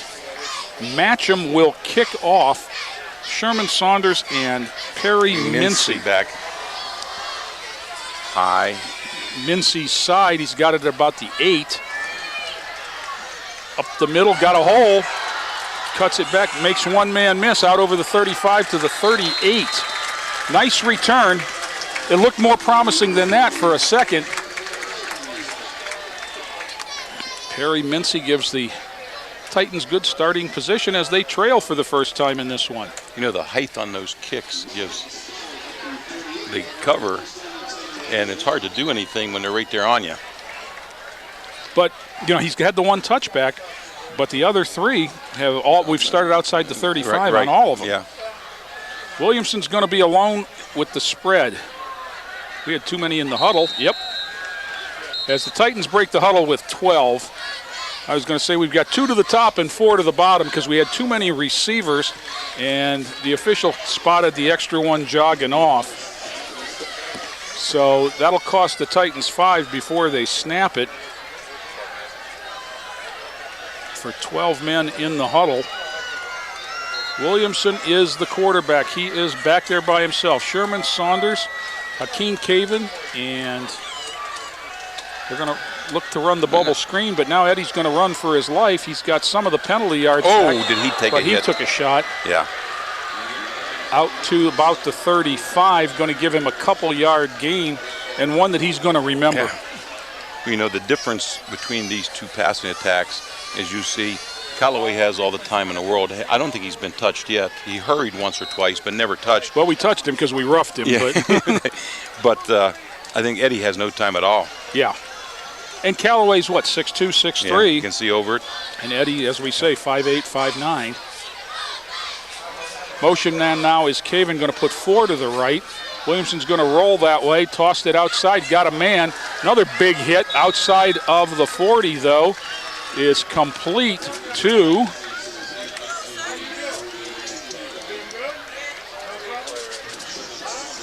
Sherman Saunders on the catch, trying to get him the ball out in space. Now Saunders will swing it over to this side, and the trips will be out here. He's with Rashad Berry and Hakeem Caven. Eric Hall to the far side, lofted over the middle. He's got Saunders down the middle. Sherman's got to split the defenders and get down near the 30 to the 32. Good gain there. Let's call it 33 yards on that one. In fact, let's call it 34 as they look like the one they're going to spot it at the 32. A 33-yard gain, 1st and 10 on the Titans' longest pass play of the evening. 21-14. There's a quick look in on a kind of a downfield screen. Pick up there of 7 or 8. Didn't get any alignment out there in front of him, but no, I can't see that number. That's Aaron Neal. Aaron Neal, 3. So he's got 7 yards on that one, and 2nd and 3. And now it appears they've got a bunch formation to the far side, and Saunders is in the backfield, and they sure are set up to give him the ball going that way. But instead they're going to look long. He's got Rashad Berry out there. He pushed off, and I think no call. I mean, it looked to me like the official in the middle of the field was looking for a flag and then didn't bother. If it would have been complete, there might have been a flag. Yeah, he reached into 2 pockets. That's what he couldn't find it. Here you go. We'll see it if the replay runs long enough. The official from the middle of the field, not in the screen yet. So 3rd and 3. Williamson's got Saunders back in there. They're going to run an option. He pulls it down. He's going to keep it, and he's inside the 20 for the first down. Good read by Eddie.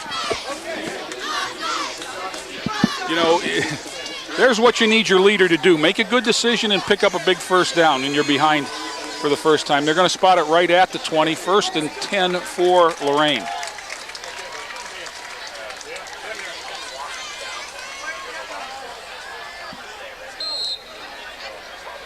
I'd like to see the Titans, finish this drive off and answer Midview's score with one of their own. Midview was able to do that twice in the first half. Neal, Here comes Neal. 15, and inside. The offensive line's doing a real nice job in this tight formation. And all their, there's not a lot of fanciness to it. I mean, I can remember when Bill Jones was here, and he had those tight splits, almost shoe to shoe, and it just they moved the guy, pushed the guy in front of you back. And what he could do, he could pass out of that formation. Yeah. Saunders is going to lose 4 or 5 that time. In fact, he's going to lose about 10. Back to the see where they spot it, 21-yard line. So he's going to lose 7. He had no chance there. You know, personally, rather than the Y, they could jump into an I where he could go left or right. Yeah. No, that's hindsight, but that's why the I was involved. Absolutely. It came because in the T formation, you couldn't get your best back every time. Absolutely, and the wishbone was, you know, kind of to balance the field. Yeah, and run the option. Yep. Williamson in the open field. There's a flag way behind the play. There's another one. Goodness. The field is full of flags. Williamson's down to the 15, which is 5 yards short of the first down.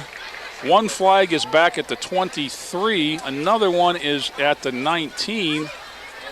The adults on the field are speaking to one another.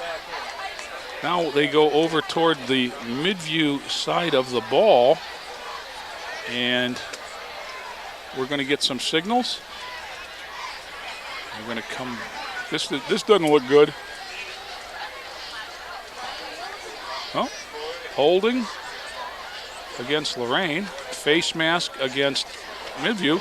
After all that, nothing happened on that play. So it really didn't happen that Eddie Williamson kept the ball and made a nice run down to the 15. Instead, we'll tee it up again from the 21, 3rd and 11. If that was to be a pass, Williamson had no chance of throwing the ball. And here comes another blitz. He's under a lot of pressure. Got it out to Saunders, makes a nice play. He's got a first down and more. Sherman Saunders tried to get the pylon. No. Touchdown to the house. He knocked the pylon out to the outside. That, to me, that's the rule that says you're in. Inside, yep.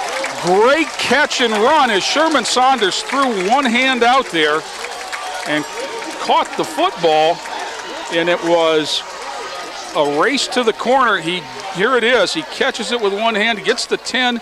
Now he's going to lower his shoulder and go up in the air, and that's a tough call for a linesman in that position. But I think he was out of bounds high, but his foot came down and hit the pylon inside of it. Which means you're in, right? That's where you hit. If the pylon is in the end zone, I think we've only got 10. Yeah, now Rashad Berry's going to get on late. Hustle. You know, I don't think Coach Shoulders wants to burn a timeout here on an extra point. So he's out there and set. Snap, kick, blocked. Ooh. So that makes the score 21-20. 21-20, Midview. You can't tell now from it's the 0-0. So it's the first game for the scoreboard too. And now here's a balanced drive. 6 runs, 5 passes, 67 yards, but it took 4 minutes off the clock. Yep. Well done. And you know, when you miss an extra point so many times, it comes back to haunt you. Because now you're chasing, and then next time if you score, you go for 2, and then you might be 2 behind. Yeah. But now they got to get a hold. Yeah. Yeah.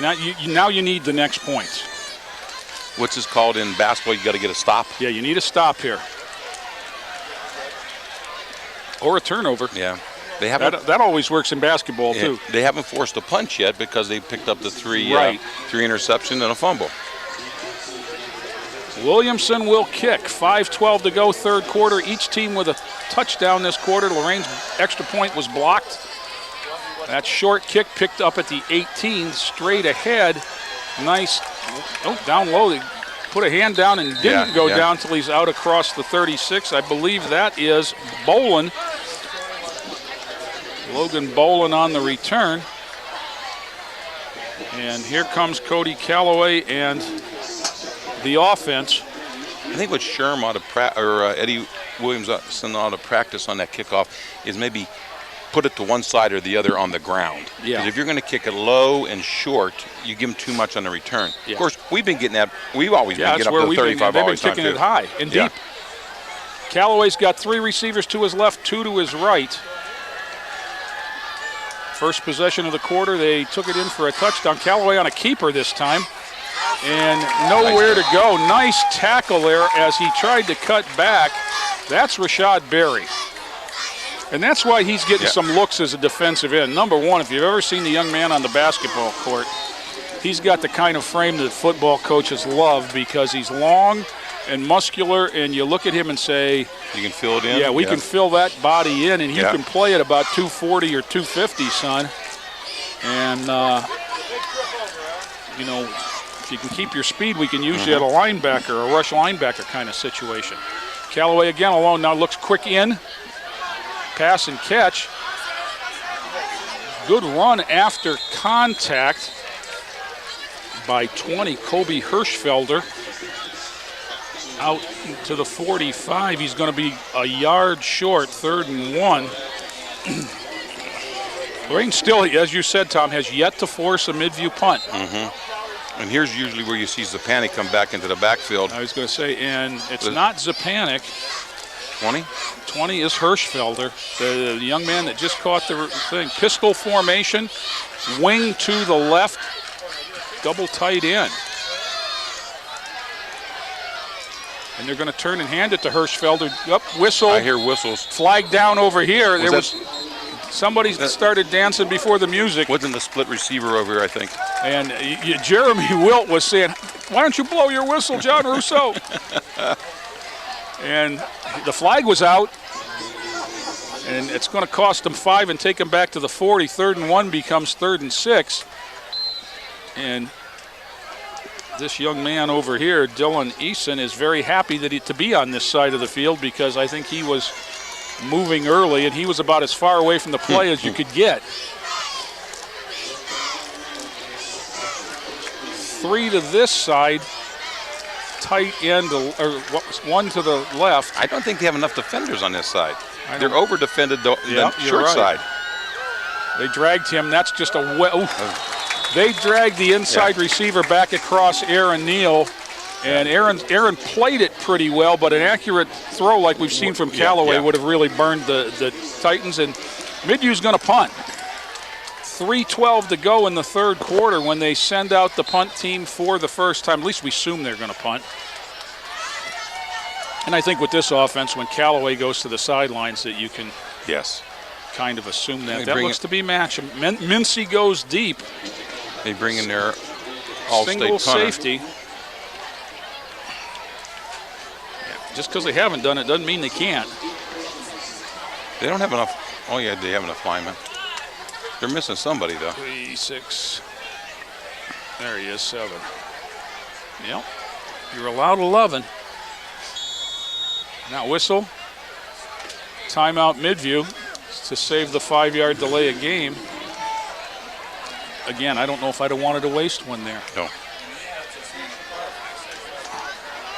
And that was Coach Albright called that timeout from the sideline. So the same issue that gave Lorain a problem on the extra point, it got Midview here on the punt, and for the first time they had to punt. But reset the situation. 3:12 to go in the 3rd quarter. It was 14-all at the half. Midview came out with a touchdown, 21-14. Lorain answered, but the extra point was blocked. And that's where we stand. Midview 21, Lorain 20. Lorain defense has created 4 turnovers, but this will be the first punt for the Middies. So hopefully Mr. Mincy can get us some good field position. He's back in single safety.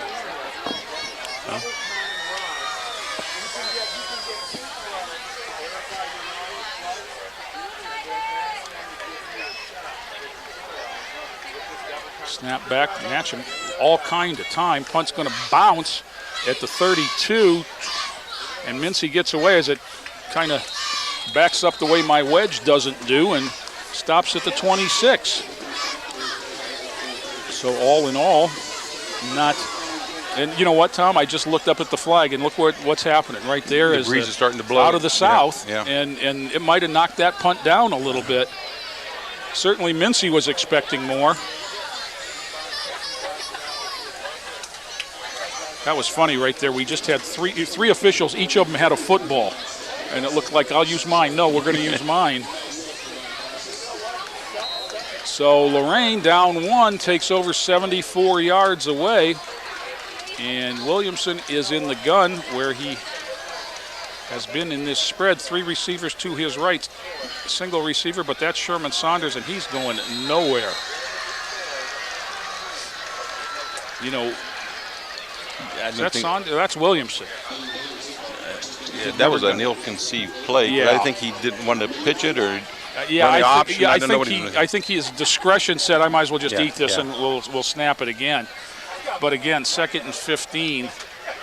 And are you surprised they've used the spread as much as they have after the Wishbone success? Yeah, no, yes, I have been surprised. Well, now it's twins to both sides. Saunders in the backfield. Motion, nice catch by Eddie.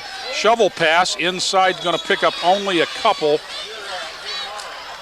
One of the Middies comes out holding a helmet up, going off to the sideline.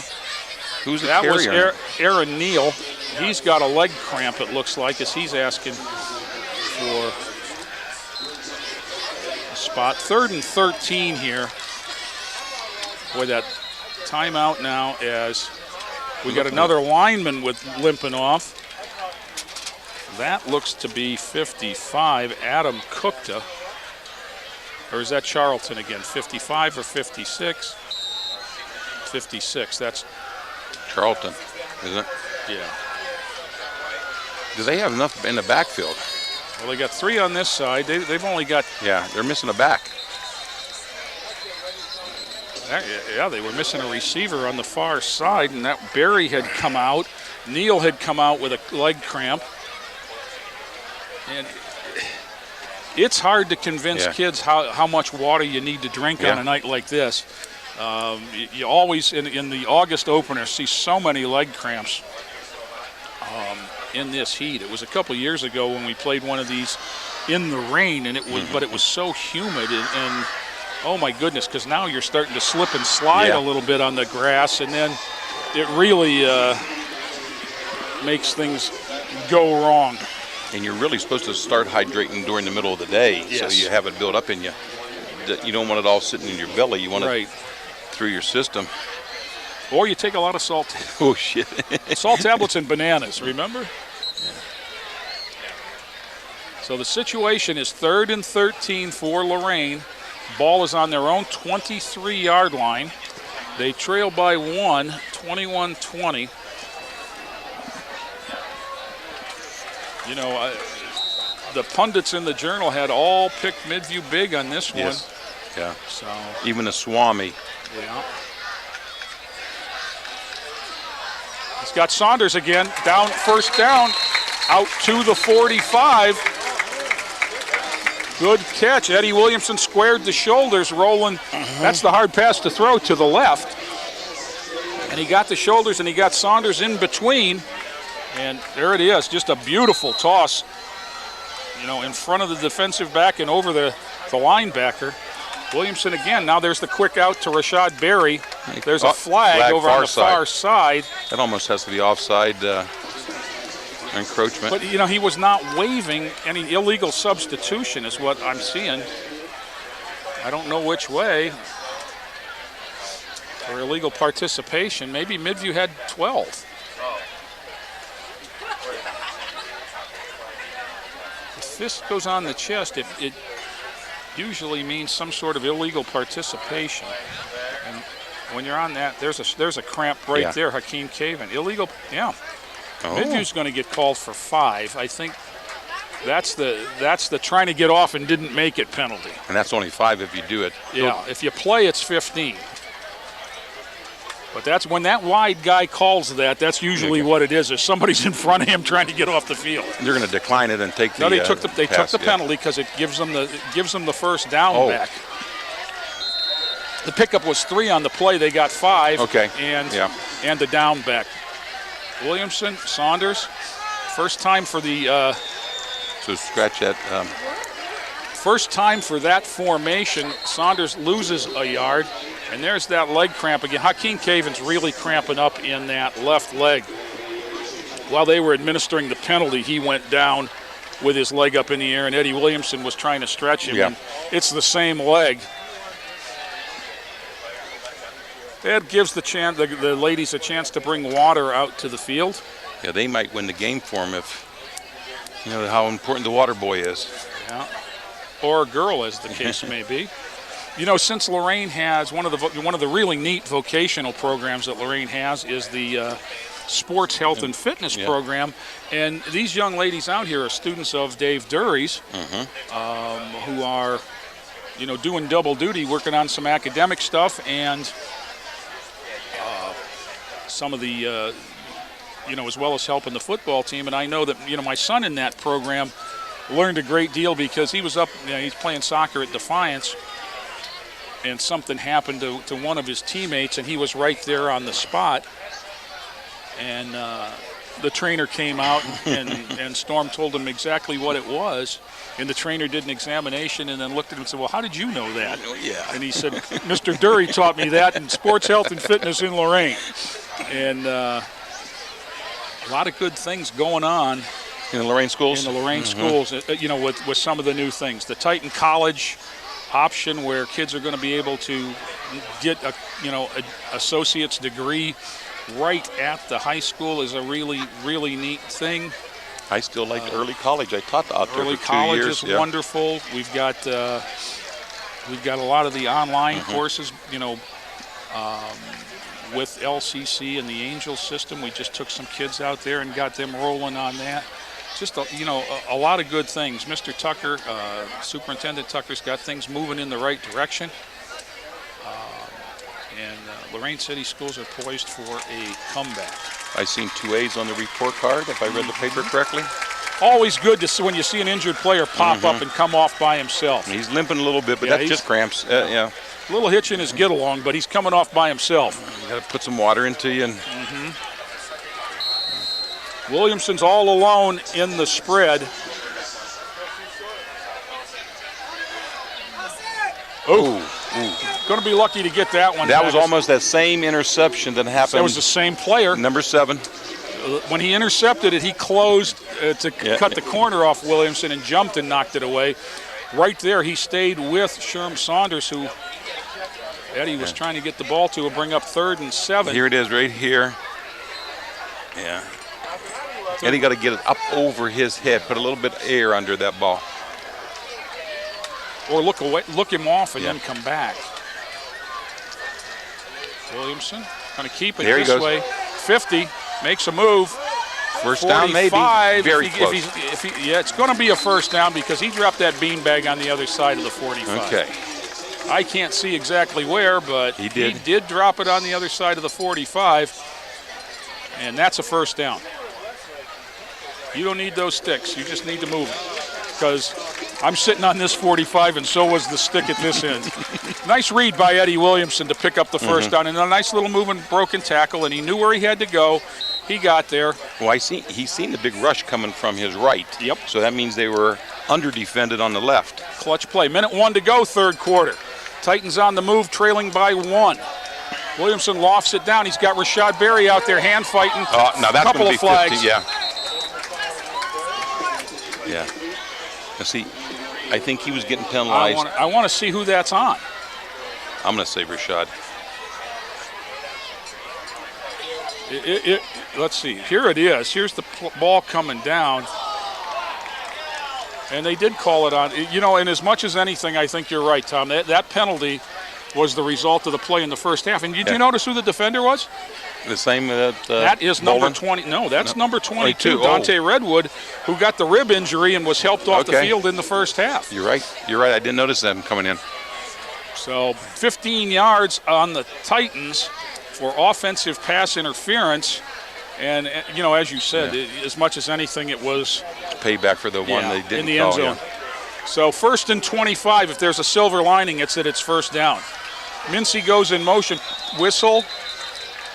Now what?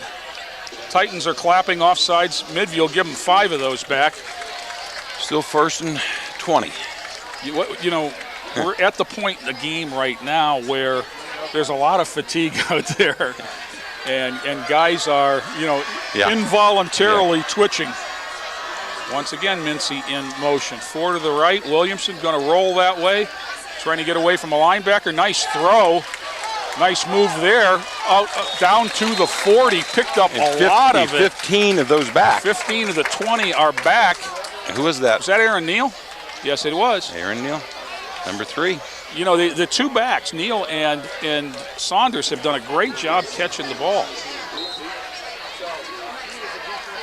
2nd and 5 from 1st and 25. I think that you got to be happy with that offense on that. Now you got to convert. 20 seconds to go. Williamson looks, throws, has a man. Nice play on the ball right there by the offensive man. That's Eric Hall. Eric stepped in front of a defender here, we'll see. Williamson throws the out. Eric comes up. If he doesn't, if he waits for the ball, it's a touchdown the other way. I mean, not just a pick, but there's a 60-yarder. lot of white stripes.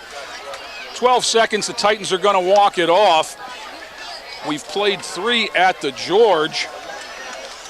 Midview 21, Lorain 20, and it gives me a chance to talk about our friends. If you are employed by or retired from Lorain City Schools, then pay close attention. Don't be penalized with low interest rates on your investments. Step up in the pocket and pass your funds to Lorain School Employees Credit Union. We will tackle the competition so you win the financial game of interest. Choose a certificate of deposit and watch your APY score the max. Give us a call at 282-4600. So, Eddie Williamson unofficially 10 of 18, 158 yards through the air as the Titan offense balances out a little bit. The Titan band and the Midview band playing, and the fans are up cheering, and just a great night to be at the George. Good football, 21-20, although the scoreboard score is not working. So the Titans will come out 1st and 10. They're short a running back. They send out Kyle Greenfield, and now they send out Austin Cookta, the fullback, and they go back to the bone. Tight splits on the line, turn, give straight ahead. That is Neal, I believe. Saunders has got that, what was that supposed to be, look on his face as he looked confused. And that is not how you want to come out of a quarter change. You like to have everybody on the same page. Gain was 3, 2nd and 7.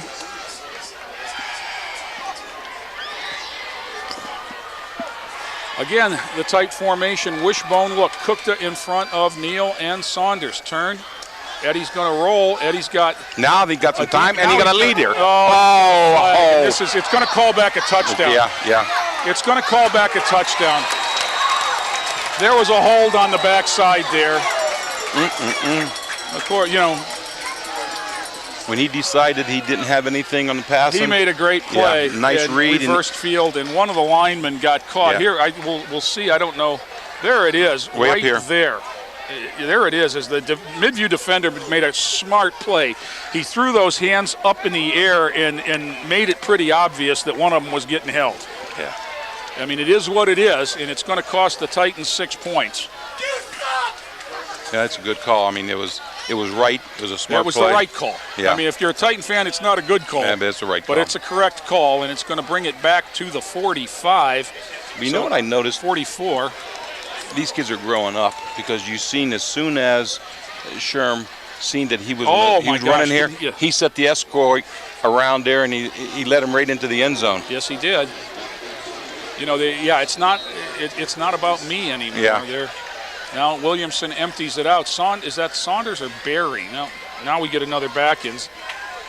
21, Sam McGuigan comes in and splits out wide to the left.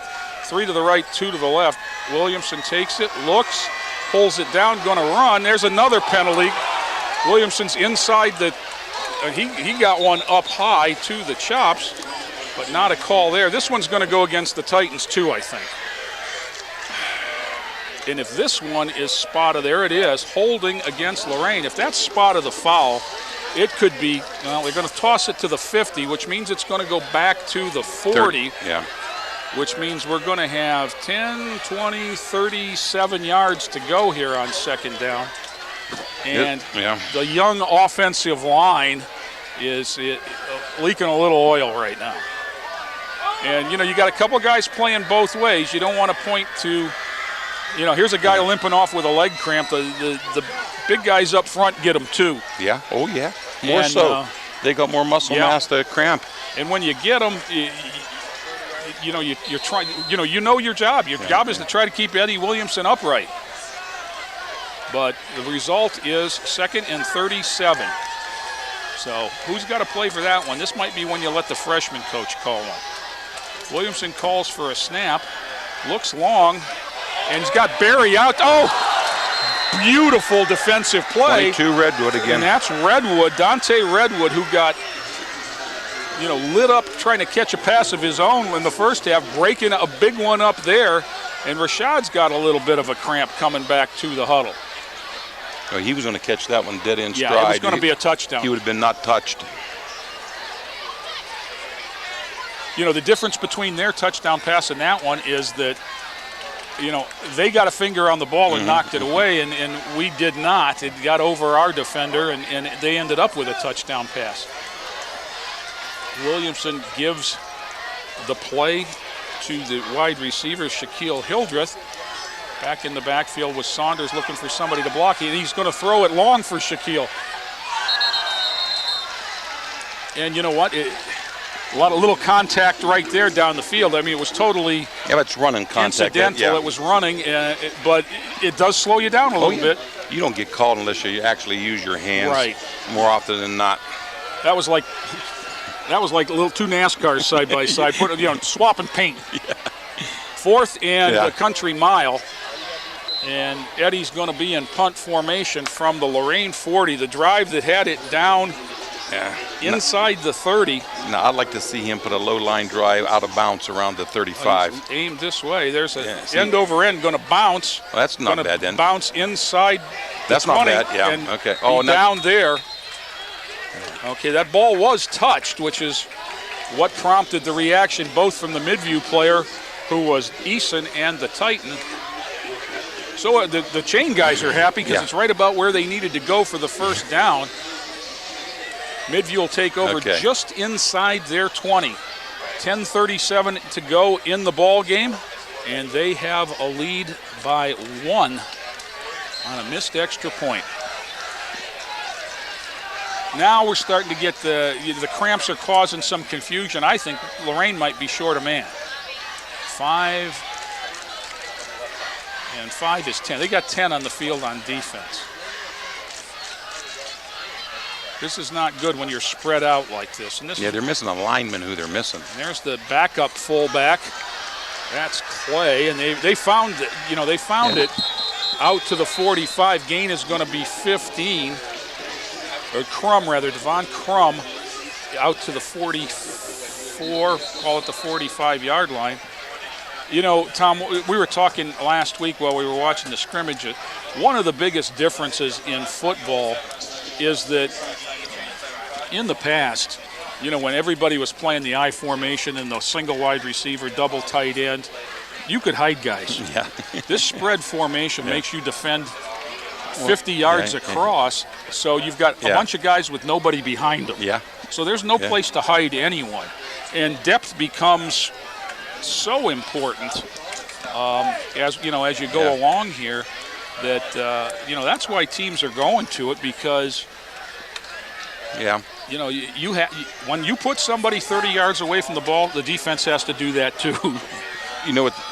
They're lacking, and I was thinking about this before. They're lacking what they've had the last 2 years is a real track speedster, state qualifying speedster. Right. 2 like years ago it was Christian Nagaris, Jordan Allpatter. That can really stretch them. Yep. whether they catch the pass or not, they really stretch them.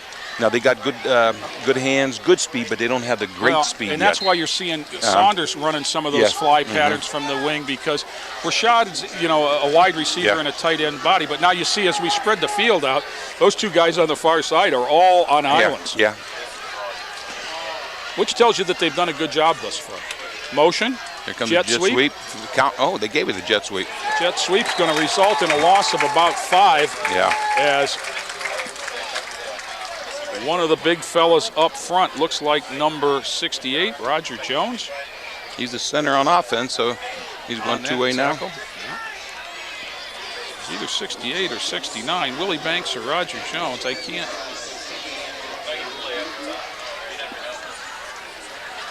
The only thing I can say is I'm glad you're having problems with the numbers, too. Yeah, I can. The uniforms are beautiful up close. Callaway got a man out here, hit as he caught it, but he did catch it. That is Boland. Yep. And number 10, Kevin Davis on the tackle. And just, what we said there, if Kevin Davis doesn't make that tackle, Boland's going to run a long time before somebody else does. Right, yeah. Because they've got to come from guarding somebody else. There's nobody behind him. The position of safety was invented to be the last line of defense, hence the name. But you take the safety and, now they've got a man in the backfield, so we can have a safety. There's the handoff. And that is Crum. No, it's not. That's Zapancic. Zapancic. Yeah. He's cramping up. He's got a first down, but he's got a cramp too. And that'll bring Crum back off the bench. Zapancic out for Crum. Crum got Crum bowls. And I don't think there's a person alive that hasn't had one of these. But when you got these athletes who spend time in the weight room and conditioning, and the muscles are more highly developed than certainly mine, that just means there's more to cramp. And when it grabs, it locks. And how do you get them out of there? Just what Tracy's trying to do, you stretch it the opposite way and it comes right back. Yeah, the resistance is you just try to unknot it, but once it's tightened up, it's like a kink in the telephone line, if you remember those. You can untangle it, but it's coming back. Yeah.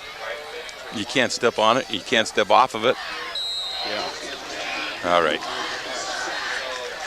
Here we need a stop. Here we need First a turnover. and 10 for Midview. 47-yard line of the Middies. Whistle. Somebody moved, dancing before the music. Yeah. Midview will be penalized. One of the offensive linemen got caught. Callaway was definitely trying some odd count there to try, and you saw a couple of the Lorain linemen twitch. Flinch, yeah. But somebody on the far side of the midi line must have moved.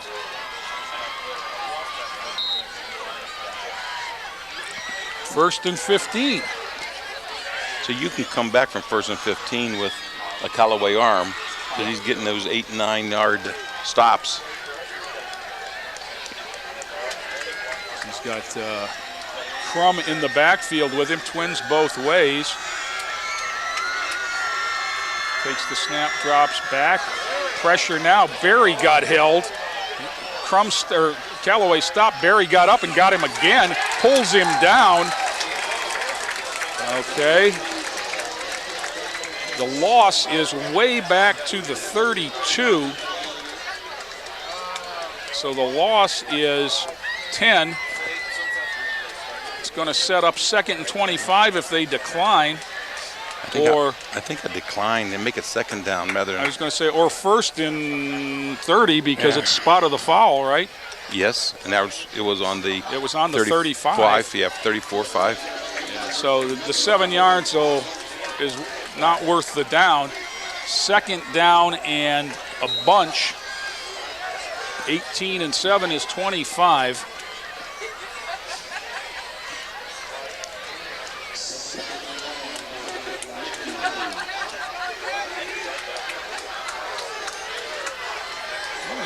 Pistol right for Callaway.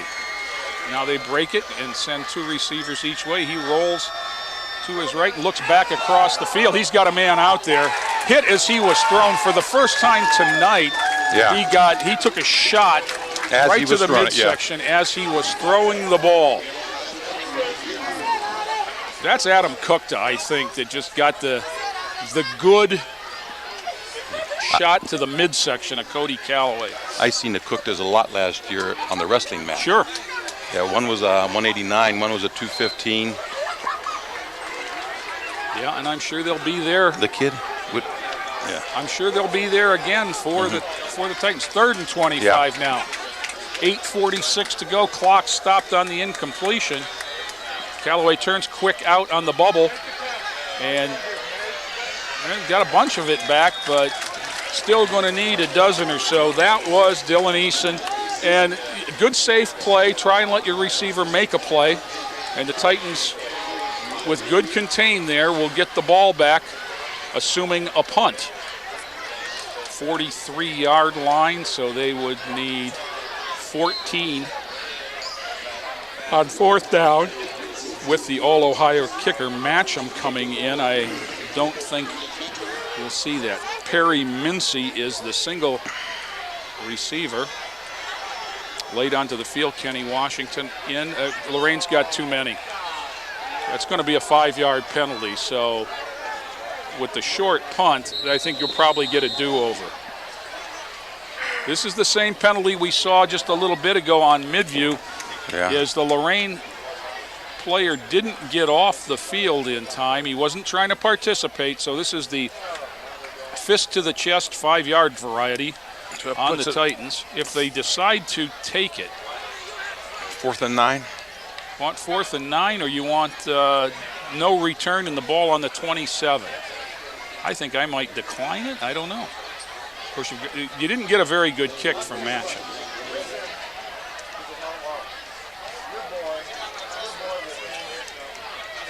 They're going to walk it off and do it again. And I guess when you look at it, that's only a 25-yard punt from where they are now. You'd expect more, but you also set up the chance of a return. So we'll see what happens. Yeah, you roll the dice. You give playmakers more chances to make plays. And that's one thing, speed can. Yeah, like you said, fatigue's sitting in. They've had 12 penalties already, 120 yards, so that's hard to overcome. High kick, spinning. Mincy's going to call fair catch and take it, and it was the right call. 18? They're on the set. Cost the Titans about 10 yards. As Lorain will scrimmage at about the 18-yard line there.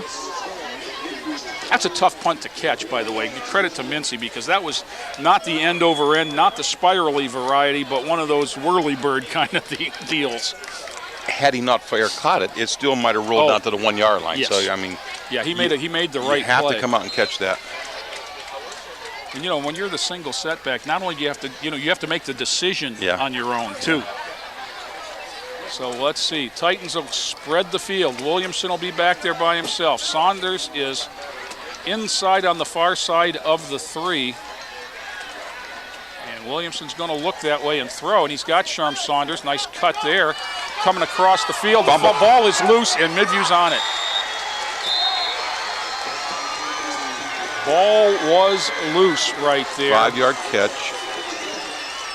So Saunders. The play was going to get them about 8 or 10. Because he had 5 already, and he was falling forward. Yeah, but the fumble puts it back on the 20. And here it is, and we'll see. And Sherm had the ball in the right arm. He got hit from behind. And the hit from behind just put the fist on the football and punched it out. Tough break, because it was going to be a good play for Lorain. 8:18 to go. You'd love to keep him out of the end zone here. The defense has come, you've given up 21, but the defense has come up big with 4 turnovers. You'd love to see another one here. Callaway fakes the handoff. He's got pressure from Barry, but he throws, and that's going to end up in an end zone.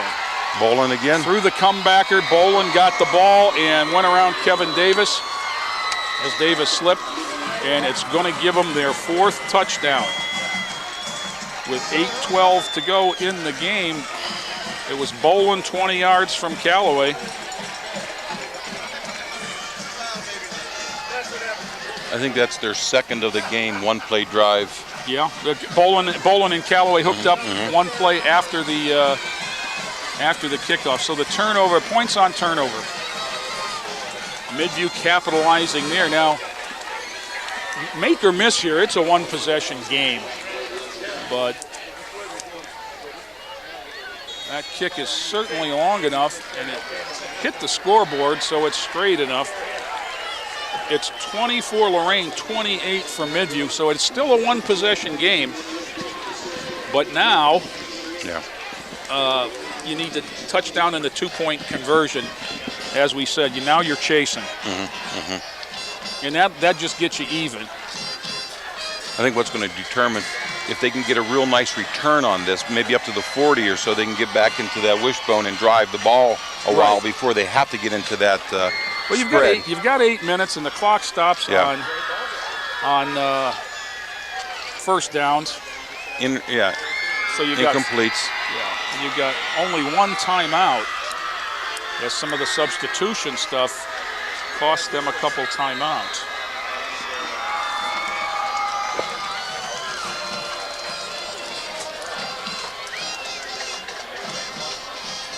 Matcham comes back to tee it up at the 40. You'd love to see Sherm Saunders get his hands on one here. It's been very clear since the first one that they've been angling it away from him. And you might see Matcham just say, that's enough. The wind's blowing that way, I can kick it in the end zone. Which he might be able to.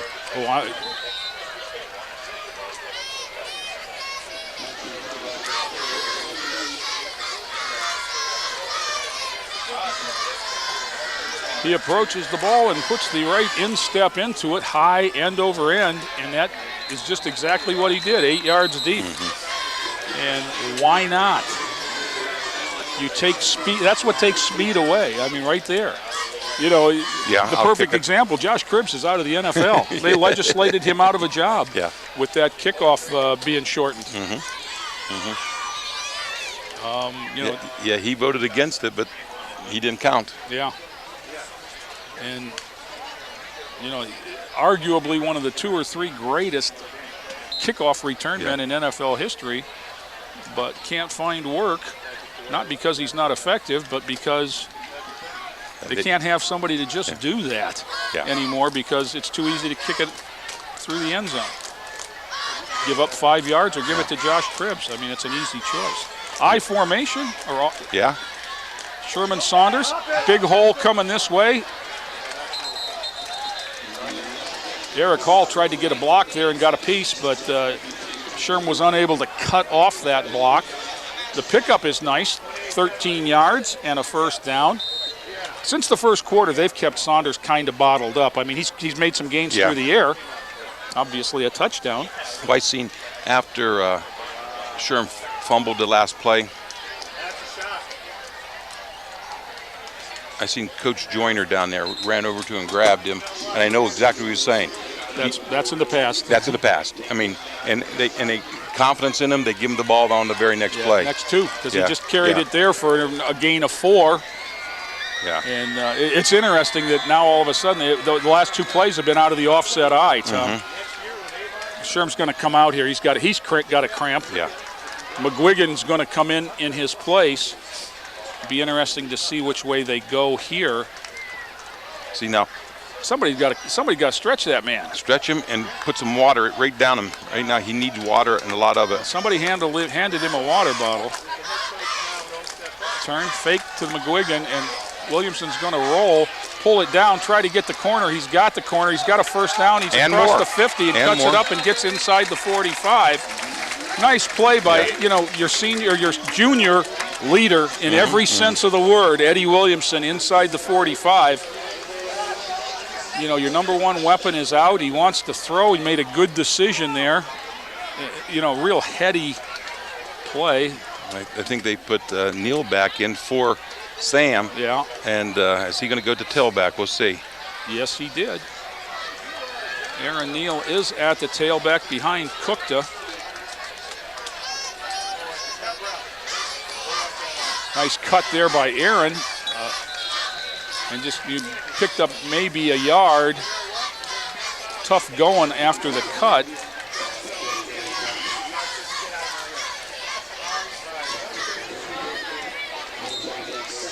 Second and call it 9. I'm watching Sherm Saunders try to get stretched out, and he's not getting a whole lot of assistance over there. Again, the offset eye. Williamson turns, hands to Neal. You know, I love Aaron Neal as a football player, but not Sherman Saunders as a running back. But Sherman Saunders isn't Aaron Neal as a linebacker either. I think, if I'm not mistaken, if I read the paper correctly last year, Neal was honorable mention All-State, but it was for linebacking. Yes. Yeah. Now, Saunders puts the helmet back on, but it's 3rd down and 7. I think they got to put the ball in the air a little bit here. I think they're going to have to count on their leader to make a play here. You got Barry tight at left end. Maybe you're going to try and sneak him out into something. That's what they did. We're right down the middle. Well, there he is. Yeah. Don't go backwards. He got a first down. Yeah, you're inexperienced there. Perry Mincy got ahead and got the first down. He made a juke at the stick, but turned it up and got down near the 30, 1st and 10. And now Sherman Saunders back on the field. Eddie Williamson making another play, found a receiver, and moved the sticks. 5:42 to go, clock ticking. Offset eye to the right, twins to the right. Mincy and Hall, but that's straight ahead. That's Saunders. He's got 5. He bounces it outside. Touchdown. Get your head down, and that was Redwood. Down to the 5-yard line.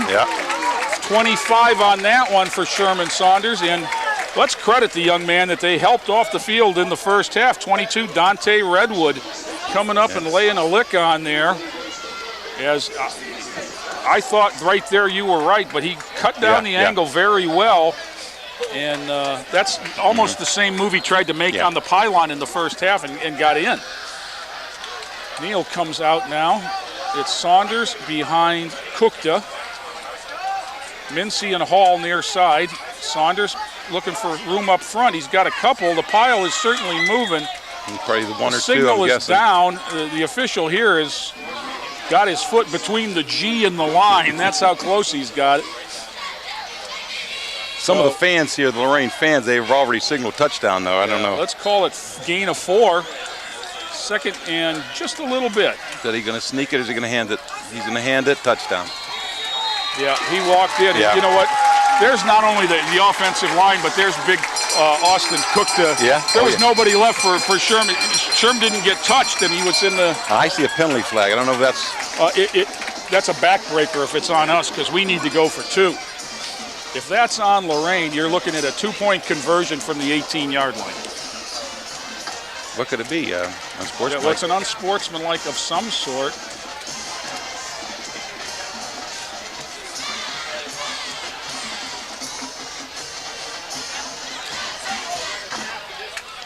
Now let's see what they call. They're walking off 15 yards against Lorain. It's dead ball, right, because the touchdown stands. There's a conversation going on between Shoulders and the line judge. No signal. Not yet. The man in the white hat's back here. He ain't said nothing yet. No. It's 28-26. The penalty moves the try for 2 back to the 17-yard line. 5 minutes to go in this one. This is for a tie. Williamson will be in the gun with Sherm Saunders to his left. I say now they call for Aaron Neal to have trips left. Rashad Berry out low to the right. A fade to Berry? Berry, yep. That's what he wants. Good call. Just didn't get there. It was the right call. It was the right throw. It just didn't get there. And it was broken up by the safety coming over. So the try for 2 is no good. And I don't know what, did they call, Sherman Saunders was looking for an explanation. And The official was given a signal like somebody threw a forearm down there on the touchdown. I still don't know what could it be. I have no idea. Joe, do you have the touchdown? Do you have the touchdown again? We're going to see if we can pull up a replay as the Titans get ready to kick, and maybe we can see what it was. No, that drive was an impressive drive, 80 yards on 9 plays. Yeah, that was on the touchback on the kickoff, so it was 80 yards. Took, what, 3 minutes off the clock? Yeah. We still have 5 to go. The one timeout is bothersome. Yeah. Because the question is now, do you onside and risk it, or do you put your faith in your defense to get a stop? Well, if you onside it and don't get it, it gives them all kind of... and an all-Ohio punter puts you with a real long field in one timeout. On the other hand, if you kick it deep, they've been getting it outside the 35 anyhow, so, do you try to blast, pop it, one of those that bounces over the front line? And kind of like a line drive. They just moved 6-7 yards up in the middle there, and the deep backs up to the 20. Now you see them even farther. And the kick is a low line drive taken at the 23 by Bolin. He looks to cut it outside. He should be looking for a place to land. 44-yard line. Which is good. I mean, you're talking about 6-8 yards from a onside kick there after the return, but Midview will take over. 28-26 they lead. You need the defense to come up with another turnover. Maybe a sack first. We have not seen Midview in any kind of a run formation. Everything has been out of the shotgun other than when Callaway tried the quarterback sneak and fell and didn't make it. He's got Crum back there next to him. Yeah, I believe they're going to try to muscle the ball up the middle a little bit. Twins to each way. You might see it. Here's Crum. He's hit behind the line. He got a yard or so as he finished the run. Austin Cook, the Lorain fullback, right there with the big hit. Brother Adam, 55, also on the spot. But here comes you just watch them bleeding the clock. And this is a veteran football team. 17 starters back from a playoff team. I mean, you lost your couple of your receivers, but pretty much everyone else.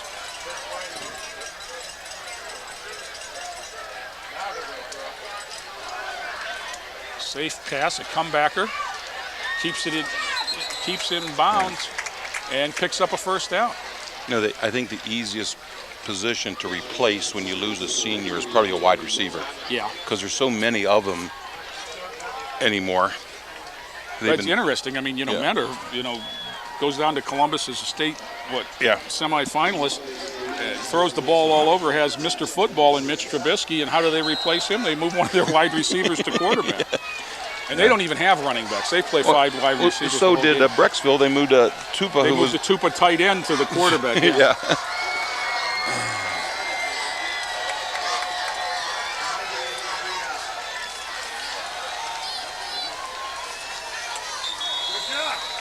Couple yard gain there by Hirschfelter. 55, Adam Cook on the stop. 2nd and 9 at the 45. Clock down under 3.5 now, and it'll be near 3 when they snap the ball here. And that lack of timeouts, when you don't have timeouts, you need them, and when you miss an extra point, it always bites you in the butt. You mentioned that.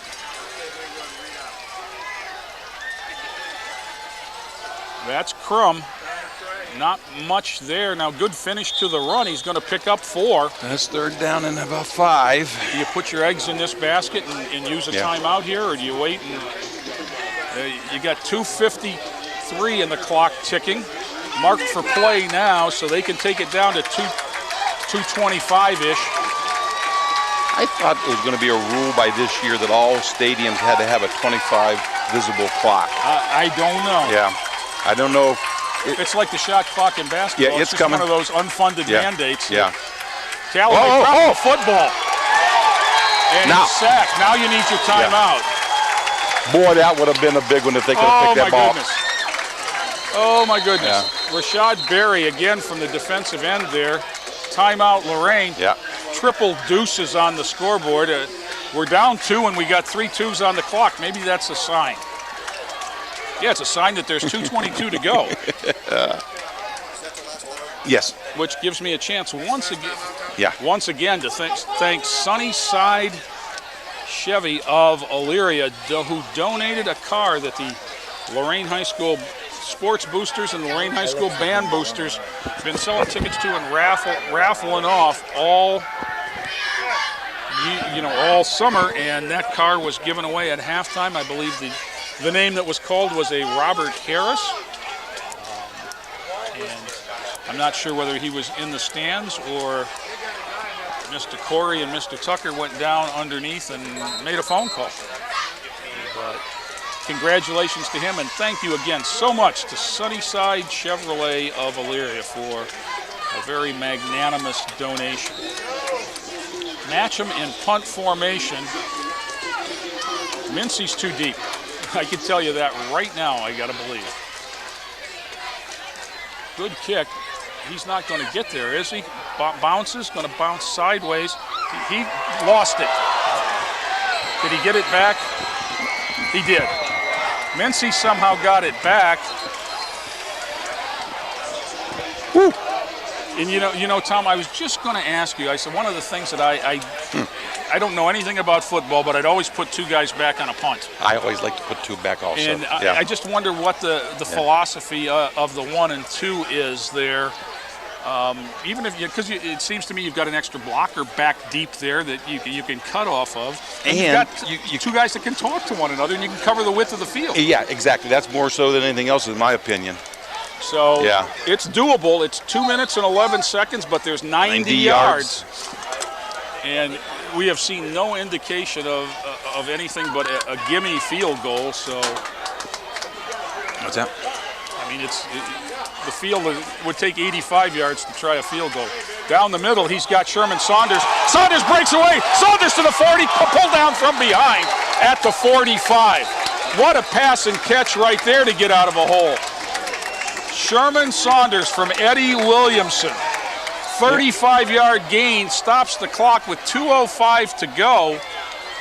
Saunders again cramping up. You know something? In October, he would have scored a touchdown on that because he wouldn't have cramped up. Yeah. He had a step on the man, but I think he was just dragging that last leg. Yeah, and he got caught from behind. He was behind the defense, and when Sherman Saunders is healthy and gets behind the defense, he doesn't get caught. Right. In October, he scores on that play. So that, doesn't end all the problems, but it certainly makes the situation a little bit brighter. You're still behind by 2 as they try to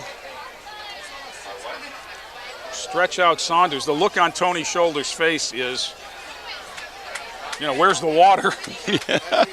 Hydrate this guy. Yeah, because he's going to be out for 1 play. He's going to, Although the last time he cramped up, he was out for a whole series. Yeah, and Aaron carried the ball twice for him. Yeah.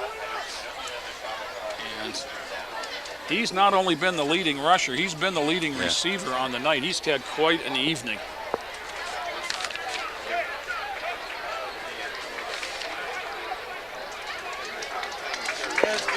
Sherman Saunders is up and walking off, limping off under his own power.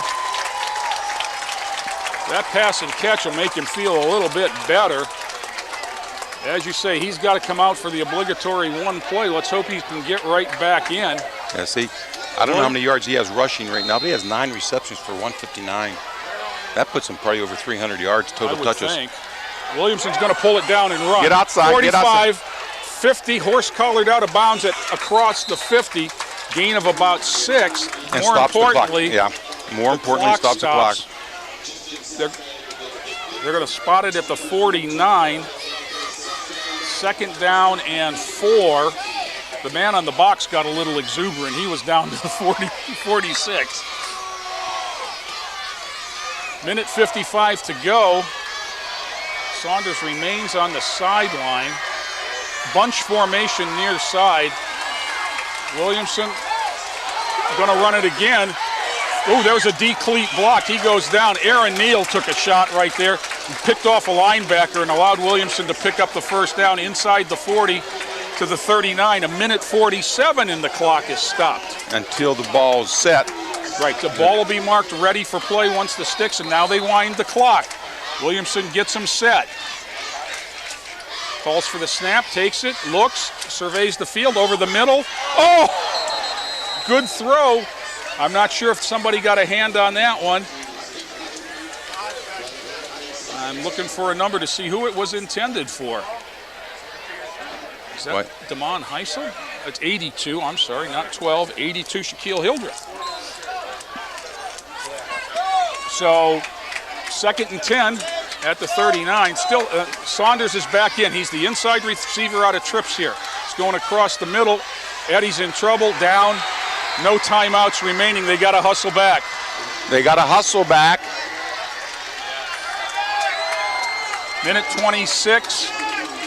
Sack costs them big. 3rd and 18. See, it's hard to, you can work on this, but it's hard to simulate the need for speed.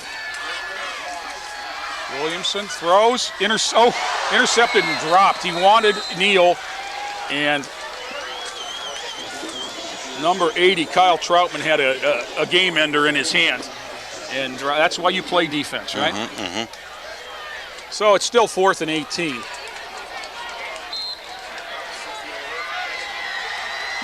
So let's see what they come up with here. You've got to think Saunders or Barry is going to be the target. Midview's got 3 down linemen. They're going to cover with 8. Now they send a linebacker. Williamson throws it. He's got a man too tall for. He wanted Saunders. It was too tall. Defended by 17, Cole Franks. And Midview's going to come out of here a win with 1:01 left, and Lorain out of timeouts on the loss on downs there. So I think you might see Mr. Callaway go under center here, and he can take that knee safely now. You know. Well, the one thing you've seen in this last offensive set here is Midview's defense put a lot of heat on him. They were bringing linebacker from the outside. And that's, when you have two, you can match up one-on-one and try to defend, or you can heat. And the LEL chosen style of defense is we're going to send one more than you can block because we can run really fast. And Midview went to that there. That they lined up with on that play with 3 defensive linemen, but they brought the backside backer, right. And the near side corner, I believe. And I don't think we ever blitzed because we wanted to. We were so spread out. We were so worried about his arm. Right. We respected his arm, and you better. Trying to defend with 7. Yeah. Exactly. So sometimes with quarterbacks like that, you got to put the heat on them because they're going to pick you to death if you give them time. Dylan Eason is going to be 18 yards behind where they scrimmage. Midview's going to scrimmage at the 48. Not sure what the debate is now. Oh, we've got an injured player. I'm sorry. I didn't see Sherm down there. That's Sherman Saunders again with the leg cramp. And Tracy Menges is stretching him out. Midview's up over the ball, but they, they're going to wait it out. There's a butt fumble that says you can't run it with the guy laying on the field because it might go the other way. That's how Herman Edwards made his name. The miracle of the Meadowlands when Joe Pisarcik fumbled in just this situation. You're getting way older than I am. Well, you know what? I lived in New York at the time.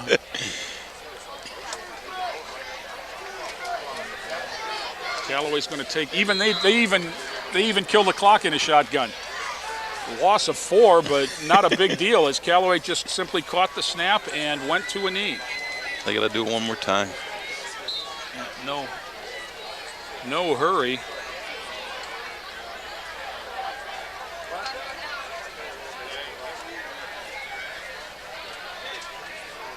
35 seconds, and the clock is ticking. Now the hand goes up, signaling 5 seconds left. He takes it, steps forward, and goes to a knee. And that's it. They don't have to do it again, as the clock will run out. And Tom, it's a disappointing loss, but Yeah. I am so optimistic based on what I saw tonight that They proved a lot of those people in the paper who were predicting 30 and 40 point spreads. I mean, the number I saw was 48 to 13. Yeah. And 28 to 26 is a far cry for that. Hey, it was 4 touchdowns to 4 touchdowns. Yeah. But extra points matter. No, you're right about Yeah. that.